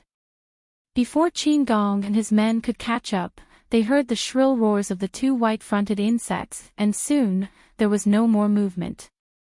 Everyone watched as Jiang Pingji carried a large worm in one hand. Her long tiger tail and half of her body were dragged on the ground. Jiang Pingji shouted with a natural expression, "Come here and give me a hand. Don't ruin this good tiger skin. I need to give it to someone else."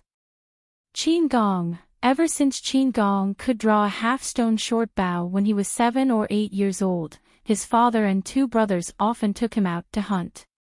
His father and brothers were hunting enthusiasts. Qin Gong had seen all kinds of hunting postures, but he had never seen his lord's style. He glanced at the dead bodies of the 2 large worms and immediately understood how they died. His lord had crushed them to death with her bare hands. Jiang Pingji saw that he was in a daze and teased, "Do you want the tiger penis?" Qin Gong said, "No, my lord, you keep it to nourish your body." Jiang Pingji could not help but say, "That is an aphrodisiac. What's the use of eating it?" Qin Gong blinked his eyes in confusion. After a while, he realized that his lord was a woman. How could she say the words, "Do you want the tiger penis," so naturally? He vaguely thought that she was a friend of the same sex joking with him. Jiang Pingji carried the entire team. Most of the prey was hunted by her. Qin Gong's spoils of war were only pitiful musk deer and wild rabbits. Qin Gong was already so pitiful. Needless to say, the other guards were even more pitiful. The group of people carried their prey back to the military camp as if they were robbing a forest. "Today, we'll make meat dishes. Skin the 2 large worms. Send the bones and meat to the kitchen to be boiled into meat soup for the soldiers." The weight of the 2 large worms was considerable. Ordinary soldiers could still drink the meat soup and have a taste of it. Jiang Pingji had too much prey. She only took a portion of it. Most of it was given to the soldiers, and a portion was given to the little princesses. "Where are Zixiao and the rest?" Jiang Pingji asked casually. A deputy general replied, "My lord, there are envoys from Nanxing. The military counselor is receiving them." Envoys from Nanxing. Her mouth was quite vicious. She said bluntly, "Isn't Nanxing long gone? Where did the envoys come from?" The deputy general said, "I heard that they are envoys from Nanxing's and Shui." Not long after Jiang Pingji left to hunt, the patrolling scouts found a group of suspicious people and immediately stopped them. The other party took out the official diplomatic documents. The scouts did not dare to neglect them. They immediately brought them back and reported the matter to Wei Xiai and the rest. And Chui, I have some impression. What's the name of the envoy? What's the purpose of their visit? The deputy general shook his head. He still did not know. Jiang Pingji simply spread out her spiritual force field, which allowed her to discover a rather strange mass of spiritual energy. In her spiritual force field, everyone turned into a mass of spiritual energy. Through the mass of energy, she could roughly determine the mental state of the other party. Most people were complete and mellow, but that person was different.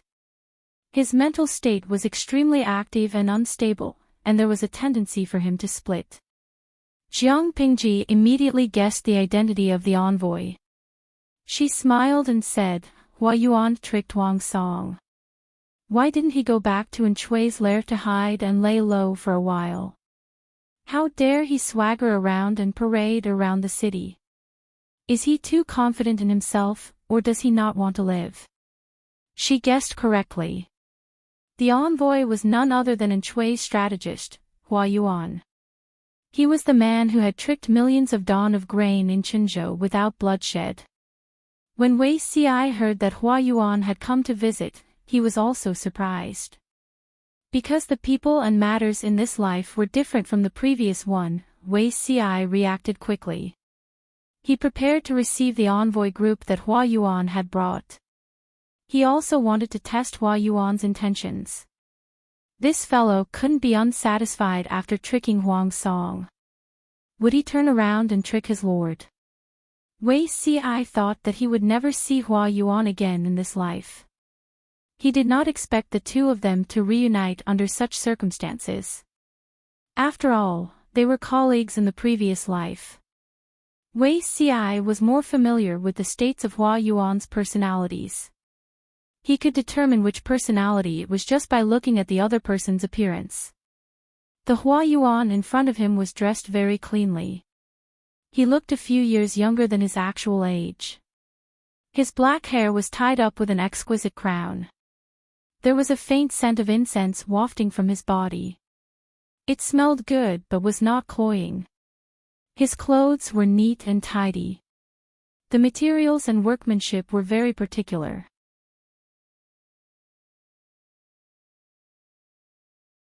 Chapter 13:10. The Hua Yuan that Yuan Xian saw was run down and reeked of alcohol. He couldn't even use a cloth to tie his hair and could only use a straw rope. His clothes were dirty, smelly, and ill-fitting. The lapels of his shirt were loose, revealing his chest. One could not help but suspect that he was a refugee. If the Hua Yuan that Yuan Xian saw was a run-down vagrant, the Hua Yuan that Wei Xiai saw was a well-behaved son of an aristocratic family. Logically speaking, it should be Hua Yuan's primary personality. As far as Wei Xiai knew, Hua Yuan's personality was somewhat complicated. He could act in a family drama all by himself. Hua Yuan himself, Hua Yuan's elder brother, who tricked Yuan Xian, Hua Yuan's deceased wife's lover, father, mother. In addition to these messy personalities, there was also a rarely seen person hidden in his body that was no less threatening than his second personality. It was the person in front of him. Hua Yuan's primary personality was a rather elegant son of an aristocratic family. Although he was weak and incompetent, his appearance was very deceiving. But the person in front of him was different. He had a fierce look in his eyes and always gave people an indescribable sense of oppression. Wei Xiai could recognize him at a glance because he had left too deep an impression on him in his previous life. This person was also the core force that supported Enchui in slaughtering 630,000 people from the four factions of Nanman. Wei Xiai was naturally in opposition. In order to persuade Enchui, he persuaded him several times. The last time, he even argued with Hua Yuan. In terms of eloquence, Wei Xiai naturally won, but he greatly underestimated the danger of Hua Yuan's personality. The personality in front of him rarely appeared. He called himself the son of General Hubin, Gu Chun. His appearance also came without warning. That time, Wei Xi and Hua Yuan parted on bad terms. He was about to leave the government office when someone suddenly covered his mouth and nose and dragged him into the side hall. That was the first time Wei Xi encountered Hua Yuan's personality. The other party was extremely strong. No matter how Wei Xi struggled, he could not break free. His neck was violently strangled. Wei Xi thought he was going to die there. Fortunately, a servant passed by and Wei Xi desperately made some noise. "Who's there?" The servant who was cleaning asked in surprise and pretended to come in to check. Hua Yuan released the hand that was strangling Wei Xi's neck. Before he left with a cold gaze that made people shudder. "Count yourself lucky. Anyone who stands in the way of my revenge against the South deserves to die. If you want to live, don't block my way." At that time, Wei Xi was half dead from being strangled. He was suffering from a severe lack of oxygen, and his eyeballs were so bloodshot that they were about to pop out of their sockets. He looked extremely terrifying. "Who are you?" Wei Xi was very sure that he had never seen Hua Yuan like this. Gulin. Who was green? Wei Xi spent a lot of time looking for information about this person, until one day, he heard Bai Ning mention his master, Guchun. In the last years of Nanqing, General Hu Ben Guchun went on a punitive expedition against the four factions of Nanman. He made many military achievements and was regarded as the Nanqing god of war. Although Guchun's meritorious service shocked the emperor, she was loyal and devoted to the emperor. She helped the emperor eliminate many enemies that were an eyesore, and thus offended many nobles and aristocratic families. Some people instigated the relationship between the emperor and Guchun. The emperor was not a wise ruler who could distinguish between loyalty and treachery, so he more or less became suspicious. The political enemies framed Guchun, using the excuse of delaying the reinforcements and the supply of supplies, causing Guchun to be ambushed by the four factions of Nanman. Through Bai Ning, Wei Xi found out that Guchun did not die. He was lucky enough to escape and become a beggar. Guchun escaped death, but his family was not so lucky. Instead, they were accused of groundless crimes. On the way, Guchun's family was ambushed by the barbarians of the four factions of Nanman and died a miserable death. Hearing this news, Guchun was disheartened and became a beggar. In the end, he met the young Bai Ning and received his financial support. Bai Ning learned Guchun's skills and treated him like a father. After Guchun died of illness, he even organized the funeral for the old man. This Golin was Guchun's eldest son. In the year of the incident, Golin had just been married for 2 years, and his wife gave birth to a big fat boy. Golin did not have time to experience the peaceful life of a family before his whole family died tragically in the hands of the Nanman.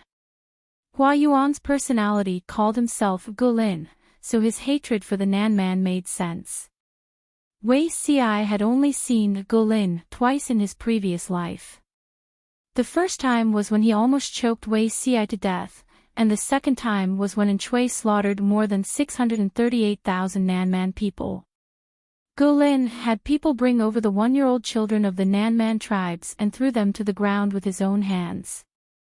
Wei Xi was about to go mad when he saw the tragic scene. He still remembered the way Golin laughed as he threw the children. If the children did not die, he would have stepped on them. Not long after the four factions of Nanman were destroyed, Enchui's power declined greatly. His line of defense was empty, and His Majesty sent troops south to take advantage of the situation. Enchui committed suicide, and Hua Yuan disappeared. Wei Xi secretly searched for him, and later found him in Nanqing Ningzhou. At that time, Hua Yuan had become a complete lunatic. He did not notice when the children in the nearby villages played with and bullied him. The villagers nearby pitied him and occasionally gave him some money. However, the naughty children went too far. Not only did they give Hua Yuan rotten eggs, dead rats, cockroaches, and bedbugs, but they also gave him pig dung as food. The silly Hua Yuan did not know anything, and thought it was food, so he ate it. When the children saw him eat it, they laughed and threw stones at him. Wei Ci could not bear to see this, and wanted to take care of Hua Yuan. Unexpectedly, Hua Yuan's body was found the next day, dead in front of his deceased parents' grave. Of course, that was all history from his previous life. Hua Yuan in this life was an enemy, and so was Gulin in front of him. Wei Ci received Hua Yuan as if nothing had happened, and tested him without batting an eyelid. If it was Hua Yuan, he could get some information out of him, but the personality that had appeared was Gulin. Gulin was not good with words, and looked very quiet. The companions who had come with Gulin also noticed the abnormality, and suddenly felt like they were sitting on pins and needles. They were afraid of Hua Yuan, because Hua Yuan was a demon who could change his personality at any time. In the eyes of ordinary people, he was like a ghost. However, Enchui valued Hua Yuan, and they could not resist. Wei Ci's expression did not change, but he was surprised at Gulin's motive. Gulin had first appeared because Wei Ci had stopped Enchui from slaughtering the 4 factions of Nanman. The second time was to take revenge by throwing the children. What about this time? What was the reason this time? Little did they know that Gulin's personality was the son of a tiger general, and he was most familiar with the military camp. People with split personalities had unusually active and unstable mental energy, which also caused their mental perception of the outside world to increase. The military camp was Jiang Pingji's territory, and the mental aura that she left behind stimulated Hua Yuan's mind. Gulin had appeared out of self-defense. Hua Yuan's split personality was a little different. The main personality did not know the movements of the other personalities, but the other personalities knew the main personality. Gulin knew that Hua Yuan had come as a messenger, but he was not good with words, so he could not complete the mission on Hua Yuan's behalf.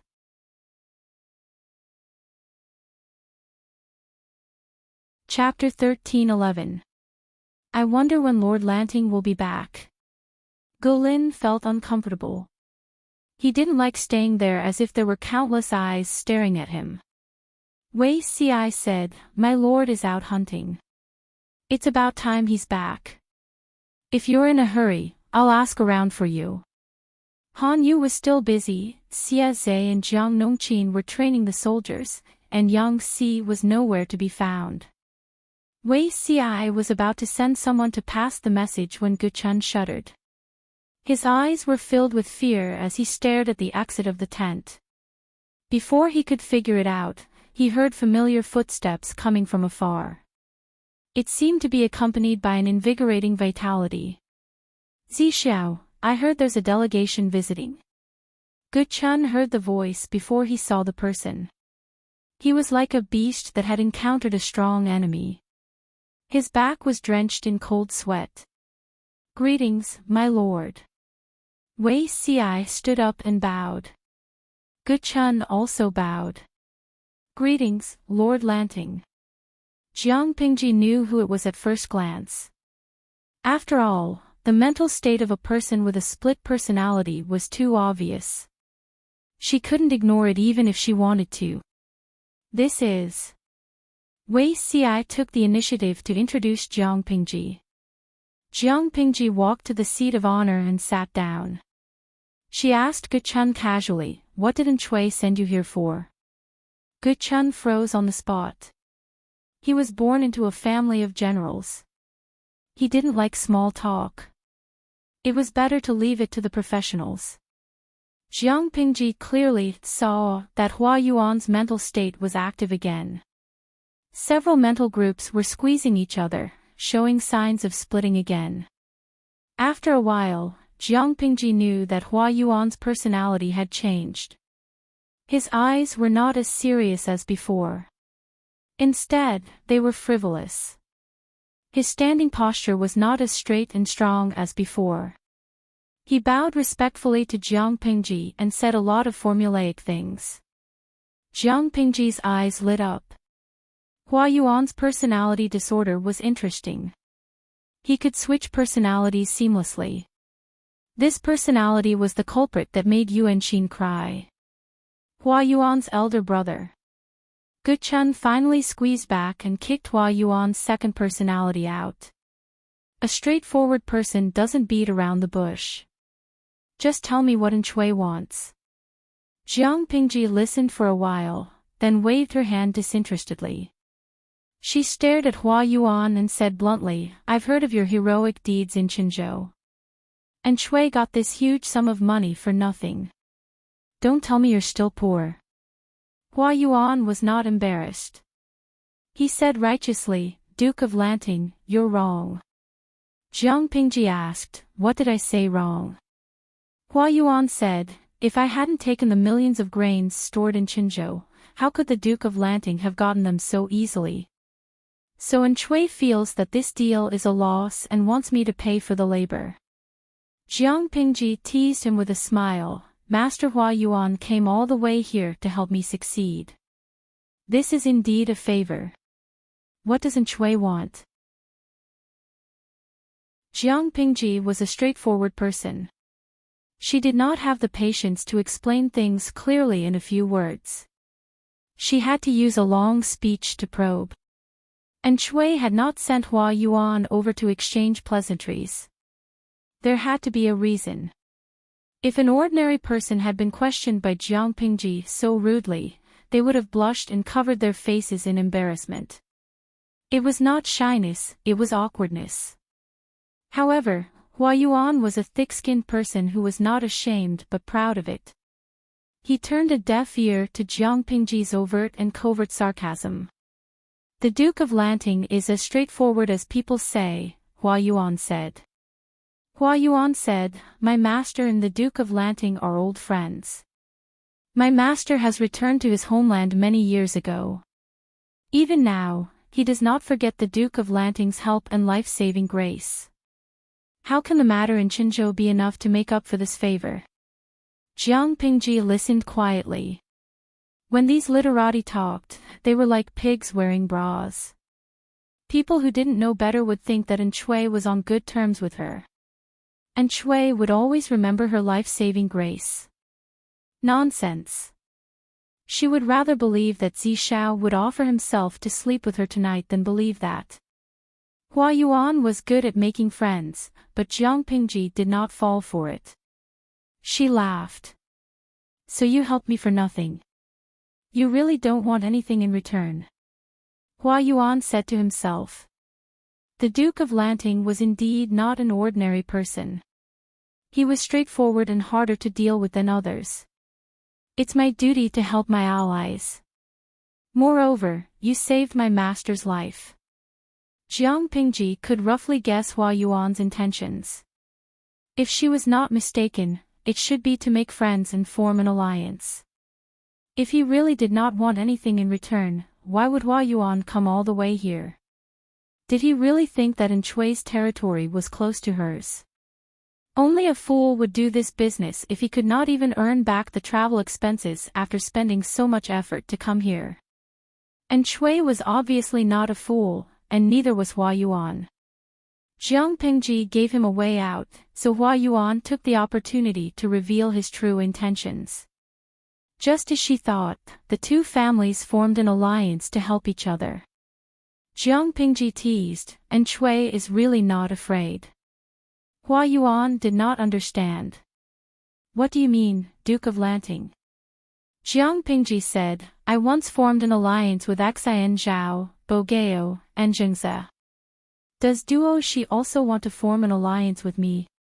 Hua Yuan's smile stiffened. Xian Zhao was Su Bei, Jiang Pingji's former ally. In the end, she attacked Shanwu City, and Su Bei burned himself to death. Bogeo was Huang Song, Jiang Pingji's former ally. They were currently at loggerheads, and it was estimated that he would not survive the winter. Jingze was Yang Tao, Jiang Pingji's current ally. They were not at loggerheads yet, but when Huang Song knelt down, she would definitely snatch Zhangzhou from Yang Tao's hands. The countdown to the loggerheads was not far. Now that Enchui had come to form an alliance with her, was this a ticket to the next loggerheads? As a maniac with multiple split personalities, for the first time, Hua Yuan felt that he was a normal person, and Jiang Pingji was more like a maniac. Hua Yuan pretended not to understand Jiang Pingji's hint. He smiled and said, "Those who form an alliance with the Duke of Lanting are all heroes of the age. If my lord has this honor, I would naturally be more than happy to do so. If the two families form an alliance and help each other, when the day comes for my lord to expel the southern barbarians, the Duke of Lanting will reside in Dongqing, and my lord will reside in Nanxing. The two countries will forever form an alliance and advance and retreat together. It will be a beautiful story that will be passed down for generations to come." TSK, that was a good plan. And Shui was also very confident in himself. He wanted to set up Nanxing. Sorry, this farm was hers, including Nanxing. Jiang Pingji changed her mind. On the surface, she dealt with Hua Yuan, letting him see the hope of forming an alliance, but she did not give him a specific answer. After all, this matter still needed to be discussed with the group of princesses. And Shui suddenly proposed to form an alliance with her. She had a feeling that there was going to be a huge change in the power of Nanxing. If there was a huge change in Nanxing, it would be a good opportunity for her to take advantage of it. The mantis stalks the cicada, unaware of the oriole behind. She would be the last person to use a slingshot to catch the oriole. However, before coveting Nanxing's land, she had to first defeat Huang Song and become the only feudal lord in Dongqing. At the same time, Huang Song sneezed out of the blue. Qing Jing said with concern, "The weather has changed a lot recently. My lord, you must pay more attention."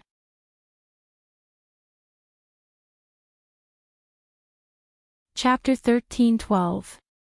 Hua Yuan's sudden visit made everyone wary. Han Yu, Yang Si, and the rest had similar thoughts as Jiang Pingji. And Shui suggested an alliance at this time, most likely because there was a major change in Nanxing. They could form an alliance, but they had to figure out the whole story. They didn't want to be betrayed by their ally without knowing it. Thinking of this, they couldn't help but turn their attention to Wei Ci. Wei Ci was nicknamed Know-It-All and was well informed. They didn't know that the Nanxing that Wei Ci was familiar with was the Nanxing of his previous life. He had only been to Nanxing once in this life, and that was when he had the mission of forming an alliance with Yang Tao. How could he have had the time to understand anything else? To Wei Ci, the current Nanxing was an unfamiliar existence. However, a big shot was a big shot. Even without the advantage of being a prophet, Wei Ci could still analyze from other aspects without affecting his pretentiousness. With the experience from his previous life and the information from this life, his understanding of Nanxing was incomparable to that of others. Wei Ci said, "I heard that the forces in Nanxing met and prepared to form an alliance to attack Nanman." Han Yu nodded. "I've heard of it." Everyone had heard of the news, but they didn't pay much attention to it. Nanxing was another country. They had to take care of their own territory first. Therefore, no one knew the outcome of the Nanxing meeting. Although the four factions of Nanman are cruel, they have a fatal weakness. They don't have many people. Their people live in barren and dangerous lands full of miasma. It's difficult for them to produce crops, Wei Ci said with certainty. In the early years, they conquered Nanxing and reaped great wealth, but they lost too many people. According to what I know, the four factions of Nanman had at most 1.7 million people before they attacked Nanxing. Including those who died in the war, I'm afraid. Without waiting for him to finish, Jiang Pingji asked a question she was curious about. The population of the four factions of Nanman is only 1.7 million. Jiang Pingji's expression was a little stiff. How weak was Nanqing? It was actually defeated by the four factions of Nanman, which had such a small population. Deducting the children under the age of 10 who can't participate in the war, the elderly, women, and children, it would be difficult for the four factions of Nanman to gather 300,000 strong young men. Why was Nanqing destroyed? Although the total population of the 5 countries was only 60 million, it was not difficult for Nanqing to gather a population of 10 million. A country of 10 million people was destroyed by a small tribe of 1.7 million people. Nanqing was really a noob. Wei Ci shook his head. My lord doesn't know about this. The situation of the four factions of Nanman is unique and cannot be measured and calculated with common sense. Jiang Pingji was surprised and asked, "What's so special about it?" Han Yu was well-read and knew a lot of information. He immediately understood what Wei Ci meant. I heard that the four factions of Nanman have some strange customs. Under Wei Ci's gaze, he opened his mouth to explain. One of the customs is to abandon the old customs. The land of the southern barbarians is not easy to cultivate and there is a shortage of food. Regardless of men or women, as long as they are over 45 years old and are unable to carry a load of 2 stone, they will move to the mountains and wait for death in a cave of death, just to save food for the young and strong. Another custom was that everyone was a soldier, regardless of gender. The people of the southern barbarian tribe could go to the battlefield at the age of 10. Their bravery and ferocity were not inferior to ordinary adults. The destruction of Nanqing is expected. Therefore, don't be fooled by the fact that the southern barbarians only had 1.7 million soldiers. The number of soldiers that could actually go to the battlefield was definitely more than 1 million. The destruction of Nanqing was not only due to the lack of combat power, but also the internal aristocratic forces that were holding each other back. Naturally, the four factions of Nanman became more and more courageous as they fought. They also knew that they were weak, so the tribal chief never restricted the warriors in the tribe from sowing seeds outside. Instead, he encouraged this behavior. Every time they conquered a city, they would gather the captured women together and hold a celebration party so that the warriors could thoroughly enjoy their spoils of war. For the southern barbarians, the captured women were their livestock. They provided the palace with a moving machine to give birth to their people. However, how could their sowing catch up with the speed of population depletion during the war? It would take at least 11 years for a woman to give birth to a baby that could grow to the extent of being able to go to the battlefield. The feudal vassal forces within the territory of Nanqing kept contending with the four factions of Nanman. Over the past few years, the war had been incessant. The population continued to plummet and fell below the 1 million mark. The current population of 1 million, including the newborns that had been born during the years of sowing seeds, their real combat power was less than half of their peak. As the saying goes, strike while they are weak. If they did not counterattack now, would the new generation of children of the four factions of Nanman grow up? The four factions of Nanman could not withstand such losses, and the power of Nanqing gradually turned the tables. Wei Ci continued. In order to not give the southern barbarians a chance to rise from the ashes, they gathered all the feudal vassal forces to work together and destroy the southern barbarians in one fell swoop. This was expected. In his previous life, Nanqing was even worse. Nanqing was ravaged by the four factions of Nanman in various ways. There were almost no decent feudal vassal forces. It was different in this life. First, Enchui joined the war earlier. He had Lu Zheng and Hua Yuan by his side to assist him. Yang Tao, who should have been operating in Dongqing, went to Nanqing. This caused the battle line of Nanqing against the southern barbarians to be more stable. The situation of the war was naturally more optimistic than in his previous life. Wei Ci collected these thoughts and continued. Previously, Hua Yuan proposed an alliance. He said, if the two families form an alliance and help each other, when Enchui drives out the southern barbarians, the Lord will live in Dongqing, and Enchui will live in Nanxing. This shows that the situation of the alliance is very clear. Hua Yuan also helped Enchui obtain 1,000,000 don of rations. Compared to the other feudal vassals, Enchui naturally has a greater advantage. Even if the forces of the alliance were very united, there was a prerequisite for unity. The four factions of Nanman were their common enemy. Once the four factions of Nanman were destroyed, the external reason for the various forces to unite would be gone. The alliance would only exist in name, and it would be the turn of internal strife. If Enchui could obtain the support of Dongqing's winner, Jiangpingji, during the internal strife, the chances of sweeping away the other feudal vassal forces would be higher. Wei Ci said, Hua Yuan's alliance is real, but it's hard to say if he will turn against us after the alliance benefits. Jiangpingji sneered. What's the point of turning against us after the alliance? Wei Ci was speechless. That's true.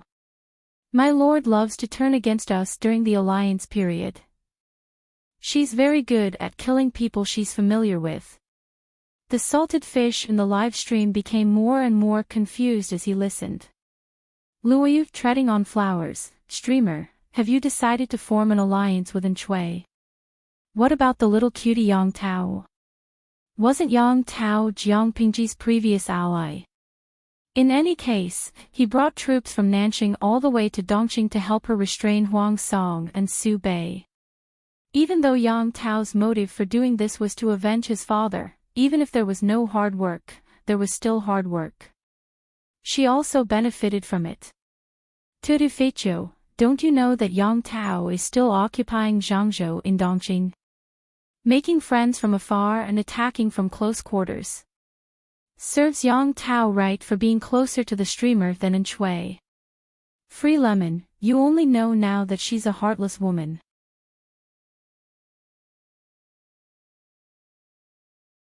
Chapter 13:13.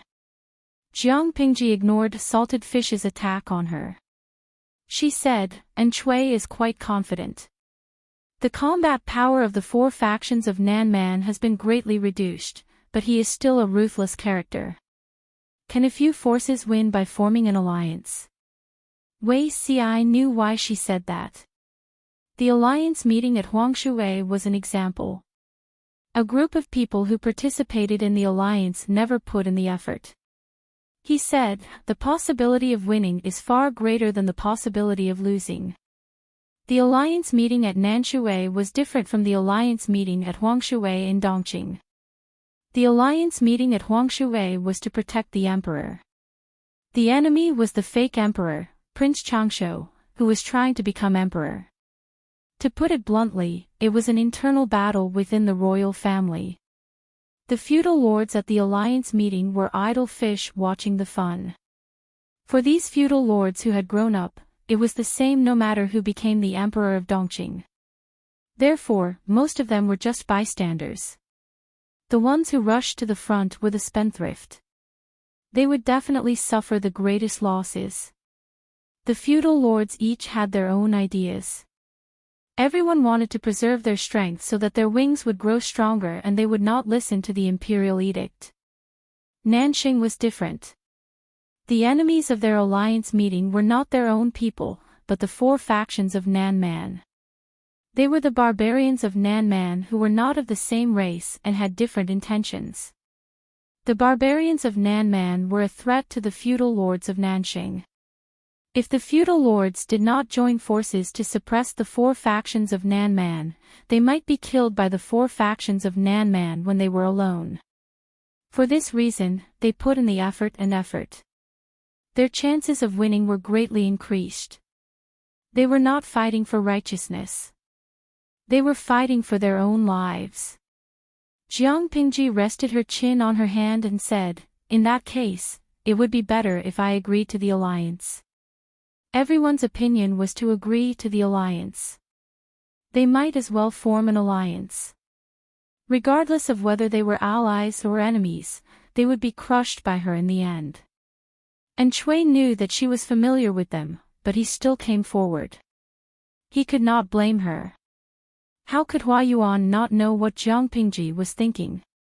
Just from the words she said in front of him, I once formed an alliance with Xan Zhao, Bogeo, Zhengzhe, and Duo. She also wants to form an alliance with me. Hua Yuan knew that this woman was extremely aggressive, and the danger she gave him was no less than that of the southern man. Hua Yuan did not stay for long. When he received Jiang Pingji's reply, he left with the diplomatic group.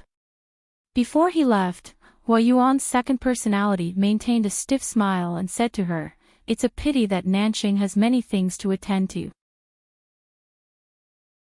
It's a pity that I can't see the Duke of Lanting unify Dongxing with my own eyes.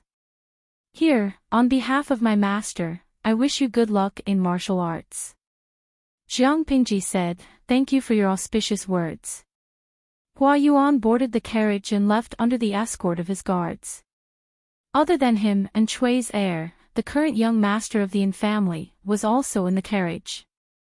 This 11 or 12-year-old boy was still wearing ordinary clothes, and he even smeared some dirt on his face to hide his natural good looks. His status in the diplomatic mission wasn't that of a young master, but rather that of an inconspicuous errand boy. After the wheels of the cart rolled forward for a quarter of an hour, they were already very far away from Jiang Pingji's campsite. Only then did the youth open his mouth to ask the question.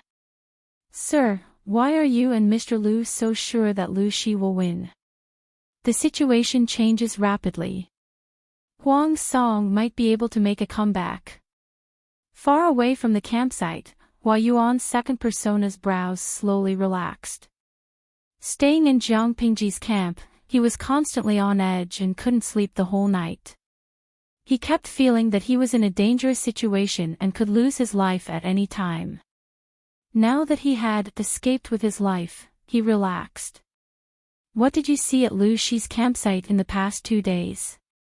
Hua Yuan treated the youth as a student and a son, and he was very attentive in giving him pointers. The youth told him the truth. He was an errand boy, and he could occasionally interact with the military camp's logistics department. Their high quality and discipline left a deep impression on him. Hua Yuan listened carefully and said, "What you saw was the key to Liu Shi's victory." The youth was stunned. Hua Yuan said, "Since ancient times, history books only record the wise men and brave generals who have the ability to determine victory from 1,000 miles away. When have they ever recorded the ordinary soldiers? No matter how smart a wise man is, his plans are still empty words if they don't come to fruition. If a general doesn't have soldiers to fight for him, he's just a boorish man. What decides the outcome of a war is often not the most intelligent people or the most valiant generals, but rather the soldiers. People exaggerate the role of strategists and generals in a war, but they ignore the soldiers. They are the key to victory. Whether it's the strategist's strategies or the general's commands and dispatches, they are essentially auxiliary. It's laughable that people are so ignorant that they often put the cart before the horse." The youth carefully pondered Hua Yuan's words, and the confusion in his eyes gradually disappeared. Seeing this, Hua Yuan smiled lightly with relief. Before he could speak, he felt a sudden pain in his head. He couldn't help but raise his hand to press on his throbbing head. The youth looked at him and knew that his teacher had lost his mind again. He didn't dare to move and looked nervously at Hua Yuan. Hua Yuan rubbed his forehead with one hand and grabbed the clothes on his knees with the other. It took him a long time to recover. The youth carefully called out, "Teacher." When his teacher lost his mind, he often didn't recognize him. He had to confirm if the Hua Yuan in front of him was his teacher.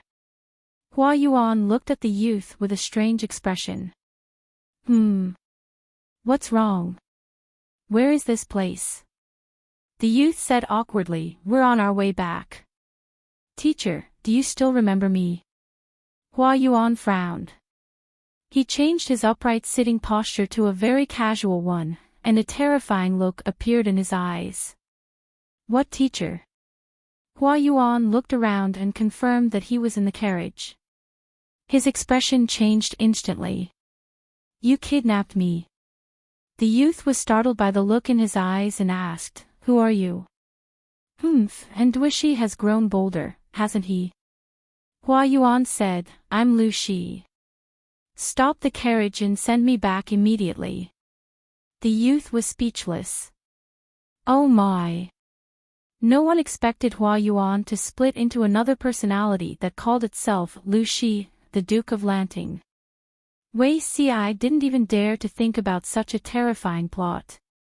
Even though Hua Yuan's personality called itself Lu Shi, the Duke of Lanting, and was stronger than an ordinary person, Hua Yuan's body was too weak. The newly born personality was still suppressed by everyone and tied up firmly. Hua Yuan messed around for the entire afternoon. The new personality finally fell into a deep sleep out of exhaustion, and the original Hua Yuan climbed back online with difficulty. The youth's eyes were filled with tears. The teacher called himself Lu Shi, the Duke of Lanting. It was too terrifying. Jiang Pingji didn't know about Hua Yuan's magical operation. She was busy training her troops and preparing to kill Huang Song. Time flew by. In the blink of an eye, the wheat fields were no longer green, and the heavy ears of wheat were dyed gold. Usually, at this time, the fields were full of people who were busy harvesting grain. The air was filled with a joyful atmosphere. But this year was different. There were no songs and laughter in the air. There was only a somber atmosphere. Huang Song sent his troops to harvest the autumn grain. He worked overtime day and night, and at the same time, he tensed up and guarded against the enemy's sneak attack. Jiang Pingji cracked her fingers, which made a crisp cracking sound.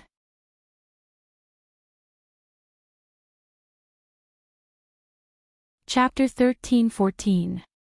The harvest in Jianghe County alone is enough to feed a prefecture. I've only heard of the good harvest in Hu County, but I've never seen it with my own eyes. Now that I've seen it with my own eyes, I know that the rumors are true. Huang Song was busy harvesting the autumn grain. Jiang Pingji was full of malice toward him. Anyone who was not blind could see that he was well aware of it. It had been 2 days since the autumn grain was harvested. The amount of grain harvested surprised him. Hu County used to be a place that made people pale at the mere mention of it. Who knew that after Lu Shi's reorganization, it would immediately turn waste into treasure? Whether it was peace or war, grain was a currency that was harder than gold. With grain in hand, one would not panic. However, what Huang Song lacked the most was grain. Fortunately, by the time the autumn harvest arrived, Jianghe County would be able to harvest 2 to 3 million dawn of new rice. Because the war had started early, the people nearby had been evacuated. No one had taken care of the fields for a few months. Fortunately, Jianghe County had a good geographical location. This year, the heavens had given them face. The harvest could barely reach the average of previous years. On the first day, they had harvested 250,000 dawn of autumn grain. When Huang Song heard the number, he felt the beginning of the exclamation. To prevent any undue delay, Qing Jing divided his men into 4 groups and implemented a 4-round handover method. They harvested the autumn grain day and night. They had to be anxious. According to the scouts, Jiang Pingji had frequently mobilized her troops in the past 2 days. It was as if she was sharpening her knives to kill livestock. If they did not hurry to harvest the grain now, how could they resist Jiang Pingji's crazy attacks while harvesting the grain after the war started? Qing Jing and the others in Huang Song's tent were so busy that their feet did not stop moving. The candles in the tent were not extinguished all night. They continued to be busy when the sky brightened. Qingjing did not have time to fix his appearance due to his busy schedule. The green in his eyes became darker and his eyes were bloodshot. He was working hard, but so were the others. For example, Yuan Chong, who was on guard and patrolling, was so tired that he fell asleep every day. His strong body had also become thinner. Huang Song's forces were like a huge machine that ran at high speed. Every part of it was overloaded for a long time. In the words of the audience in the streaming room, Jiang Pingji was like the sword of Damocles hanging over their heads. They had to squeeze out their potential. Qingjing had never felt that time passed so slowly. According to his calculations and plans, the autumn harvest would end in half a month. But today was only the second day. They still had to be on tenterhooks and be on edge for 13 days. He finally knew what it meant to live like a year. Just as he finished counting the next day's harvest, he heard the sound of galloping horses in the distance. The sound of the horses' hooves was hurried and nervous. Qingjing immediately walked out of the tent and saw the scout heading straight for the main tent, so he hurried over. The scout who was investigating the enemy's military situation suddenly pulled on the reins and fell off the horse before he could even catch his breath. His helmet was already drenched in sweat. "There's an urgent report from the front line, my lord." The soldiers guarding the main tent did not dare to be negligent and immediately reported this to Huang Song. When Qingjing arrived, Huang Song was angrily throwing the bamboo slips on the ground. His eyes were wide open and his chest was heaving violently. His footsteps paused, and he bent down to pick up the palm-sized bamboo slip. He read it at a glance. The bamboo slip was not big, but it contained a lot of information. After reading it, Qingjing understood why Huang Song was so angry. There were 3 pieces of news written on the bamboo slip. Each one was terrible and extremely unfavorable to Huang Song. First, there was a change in the battle line in Wanzhou, which had been in a stalemate for several months. Qiguan Rang switched from defense to offense. He pretended to fall for Feng Ju's trap. He pretended to build a plank road on the surface but secretly attacked Qincang, turning Feng Ju's army around. The army under Feng Ju's command was defeated. They had no choice but to retreat 20 miles. Their morale was low. Second, Feng Jin was firmly guarding Zhang and Qin prefectures. He had gathered 100,000 troops and pointed their swords at Haozhou. The general guarding Haozhou had suffered many losses and was in a state of emergency. Third, Jiang Pingji had trained her troops and deployed them several times. She had consolidated 120,000 troops to guard Hu County. They could attack Zhanghe County at any time. When Qingjing read this, he secretly added another piece of bad news to his mind.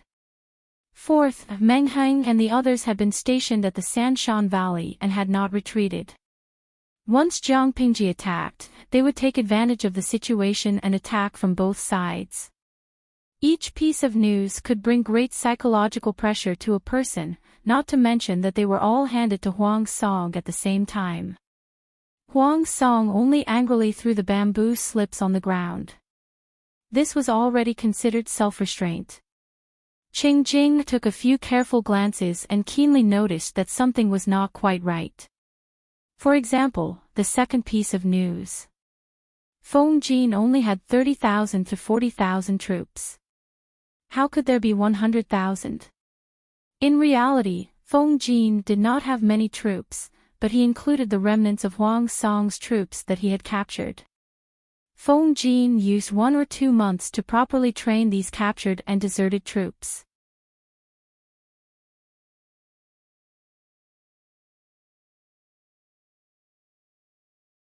Chapter 13-15.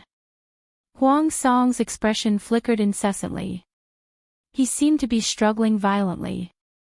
Sending Feng Ju back to guard Haozhou could stabilize the situation there, but this was not what Huang Song wanted. Yumo, I know your suggestion is for stability, but this is not what I want." He rejected it in a low voice. Without waiting for Qingjing to speak, he continued, "Lanting has many troops. I'm afraid it will be difficult to defend Zhanghe district. Once we fail, we can only retreat to Hejin County or even Haozhou. In this way, Haozhou will become an isolated island in the sea, facing a situation where we are besieged on all sides. I don't want to be a trapped beast, struggling to survive." The current situation was extremely disadvantageous to Huang Song.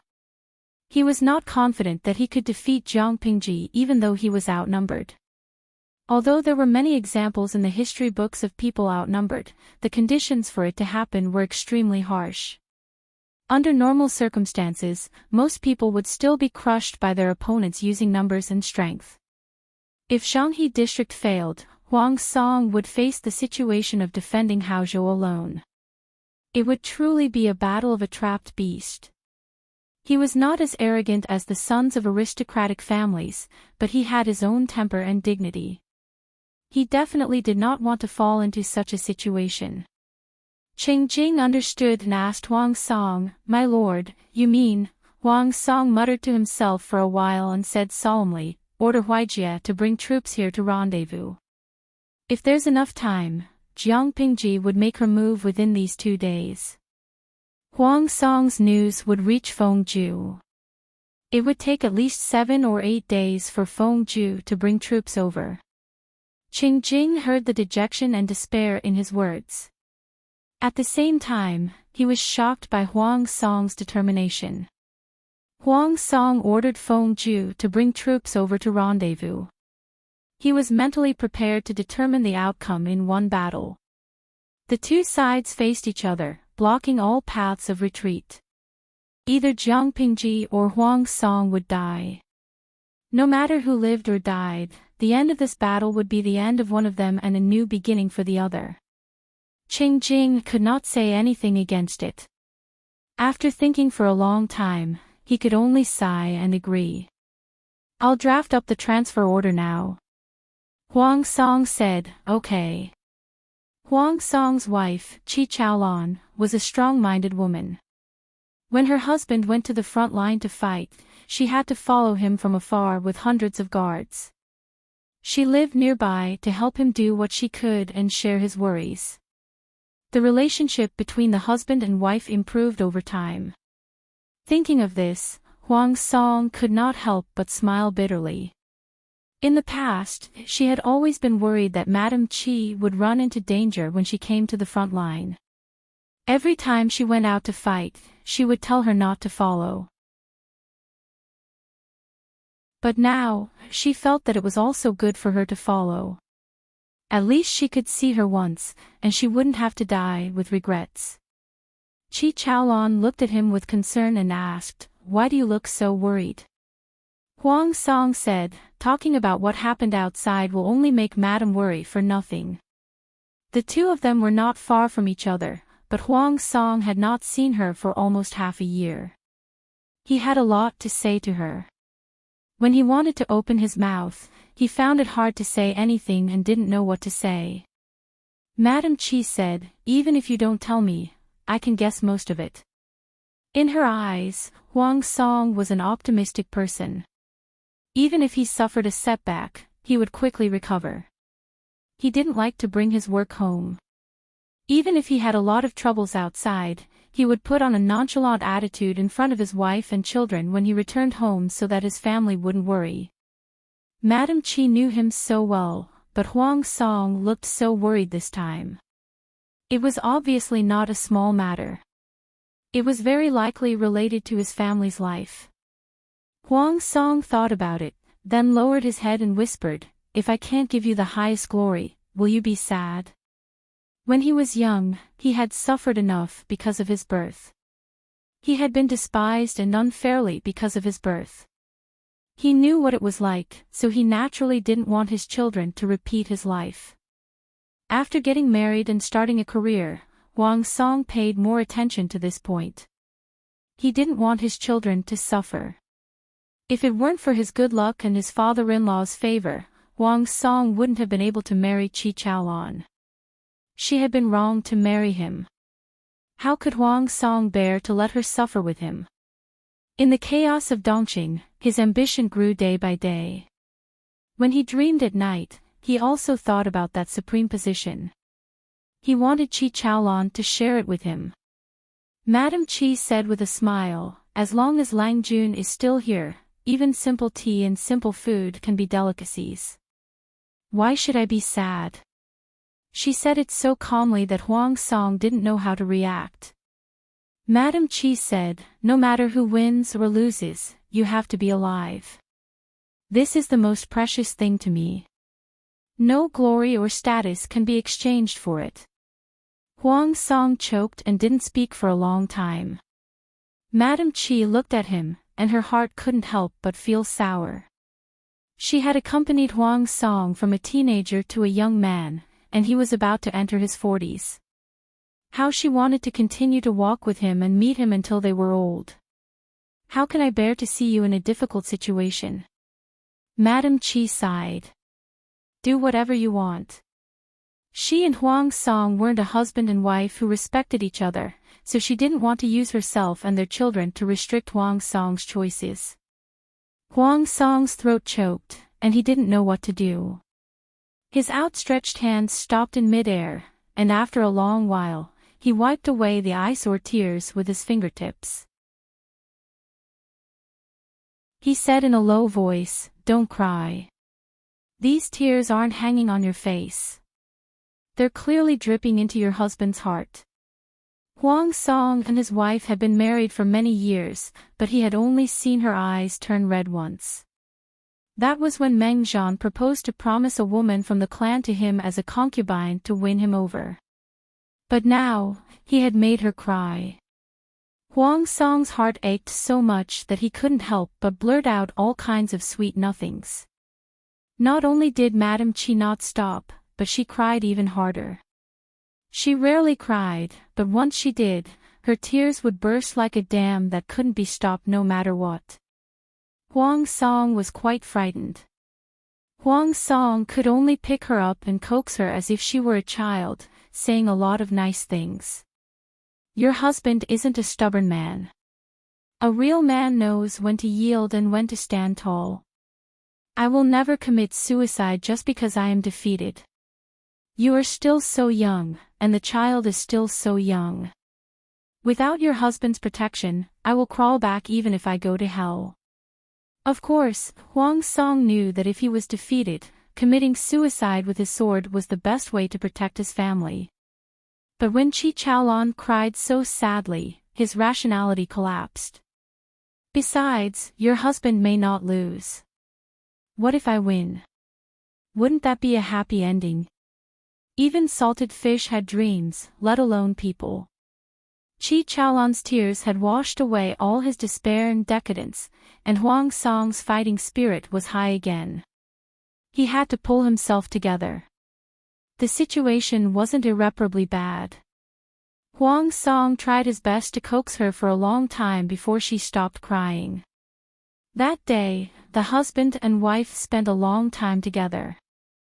Huang Song woke up before dawn the next day. He thought that he had gotten up very early, but he didn't expect Madame Qi to get up even earlier. Or rather, she hadn't slept at all that night. "Madam, take them back to Haozhou and wait for me to go back." She got up and helped Huang Song get dressed. She lowered her head and said, Okay." Watching Huang Song leave with his people, his figure gradually becoming a small black dot, her shaky emotions collapsed again.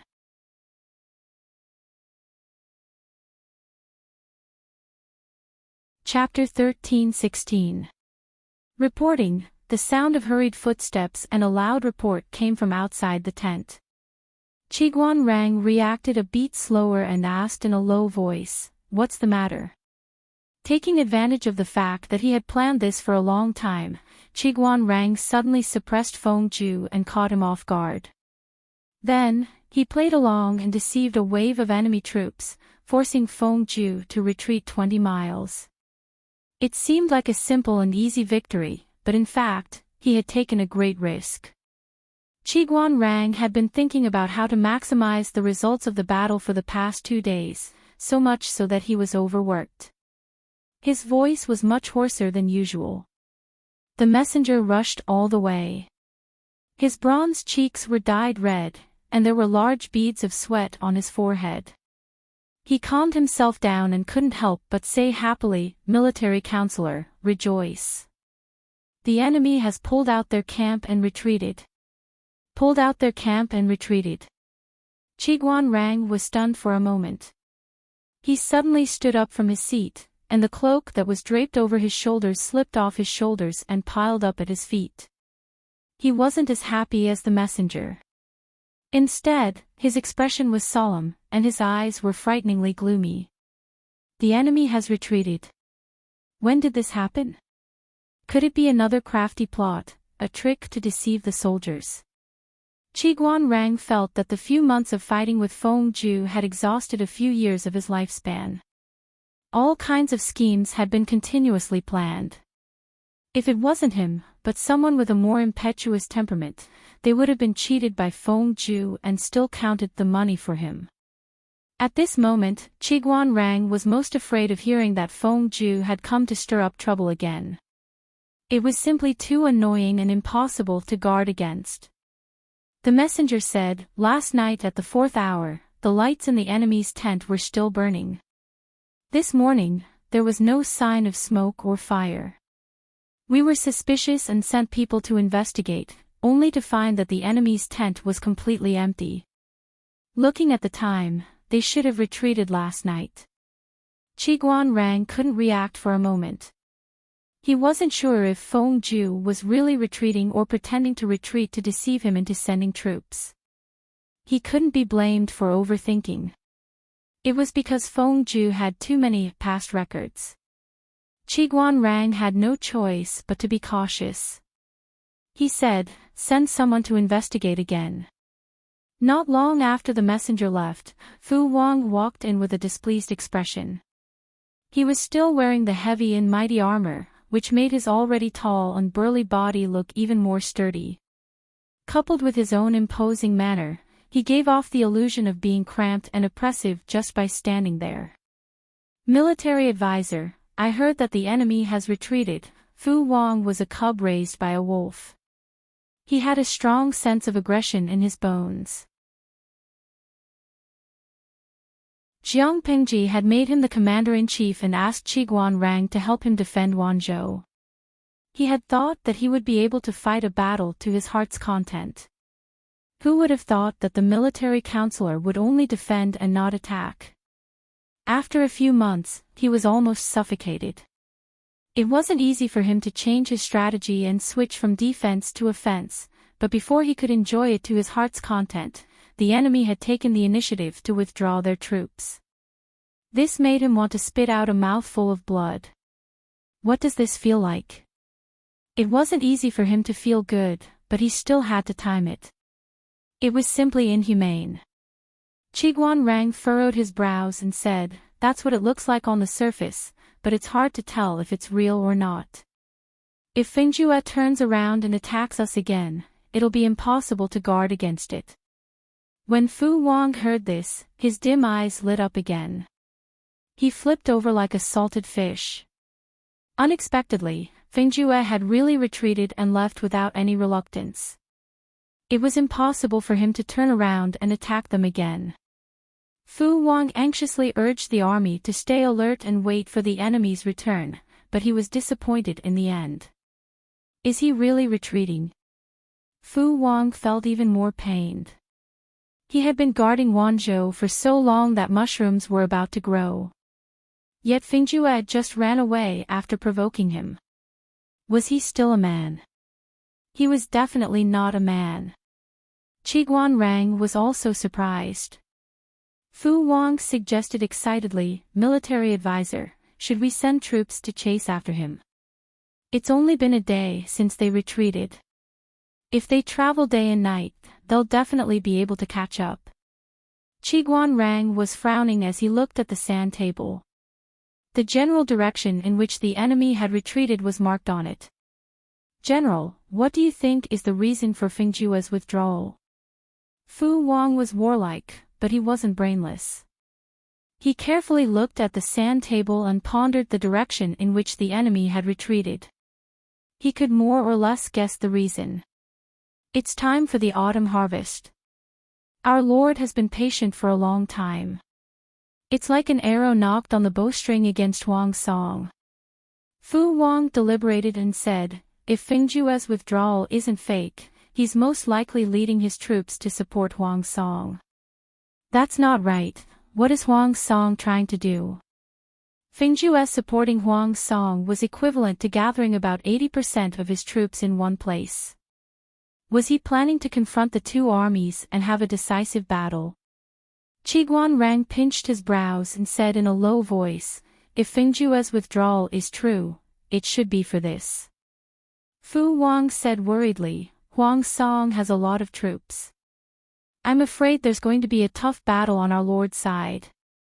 Military advisor, are we really not going to lead troops to chase and intercept them?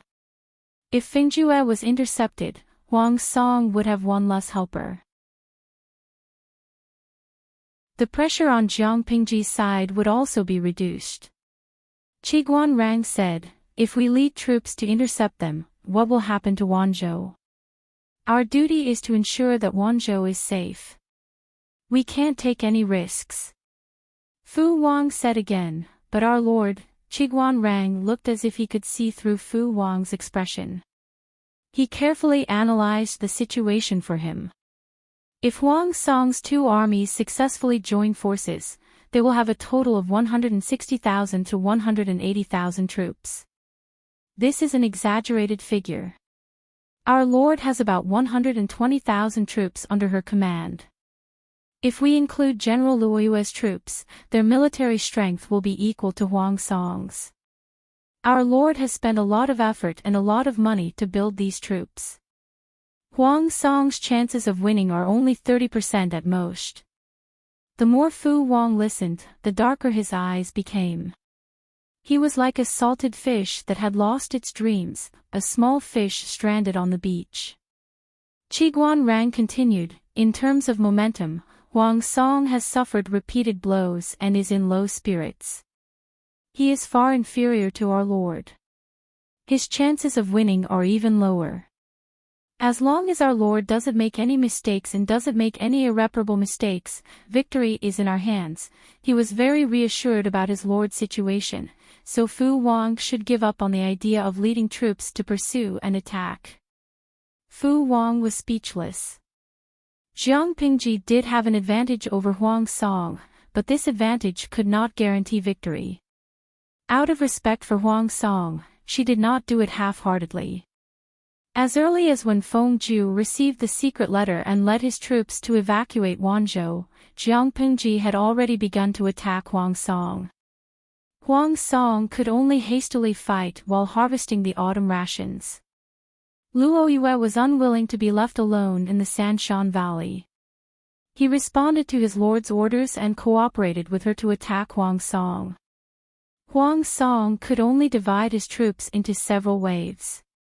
Fortunately, the Sanshan Valley was easy to attack and difficult to defend. There was still a natural terrain at the border of Hu County that they could rely on. Although they were somewhat distressed, the situation was still stable and they did not collapse. This was not good news, but it was not bad news either. Huang Song abandoned all distracting thoughts and focused on the war. Yumo, how is the autumn rations harvest going? Qing Jing said, we've collected 50%. According to the original progress, it was at most 30%, but Qing Jing had arranged for the soldiers to rush day and night and repeatedly compress time to barely achieve this efficiency. Huang Song silently calculated in his heart. 50% of the autumn rations would be more than 1.2 million don, enough for the army to eat. Huang Song said, Zhanghe County is not a long-term place. The longer we delay, the more disadvantageous it will be for us. Zhanghe County itself was not an easy place to defend, not to mention that the enemy was attacking from two sides at the same time. You're tuning into the LoveLore Library YouTube channel. We're so grateful for your support, and don't forget to subscribe to join us on this incredible journey through captivating stories. Your generosity through donations truly makes a world of difference, as it's the primary source of revenue that allows me to expand and enhance this channel for you. Thank you from the bottom of my heart for being a part of this adventure.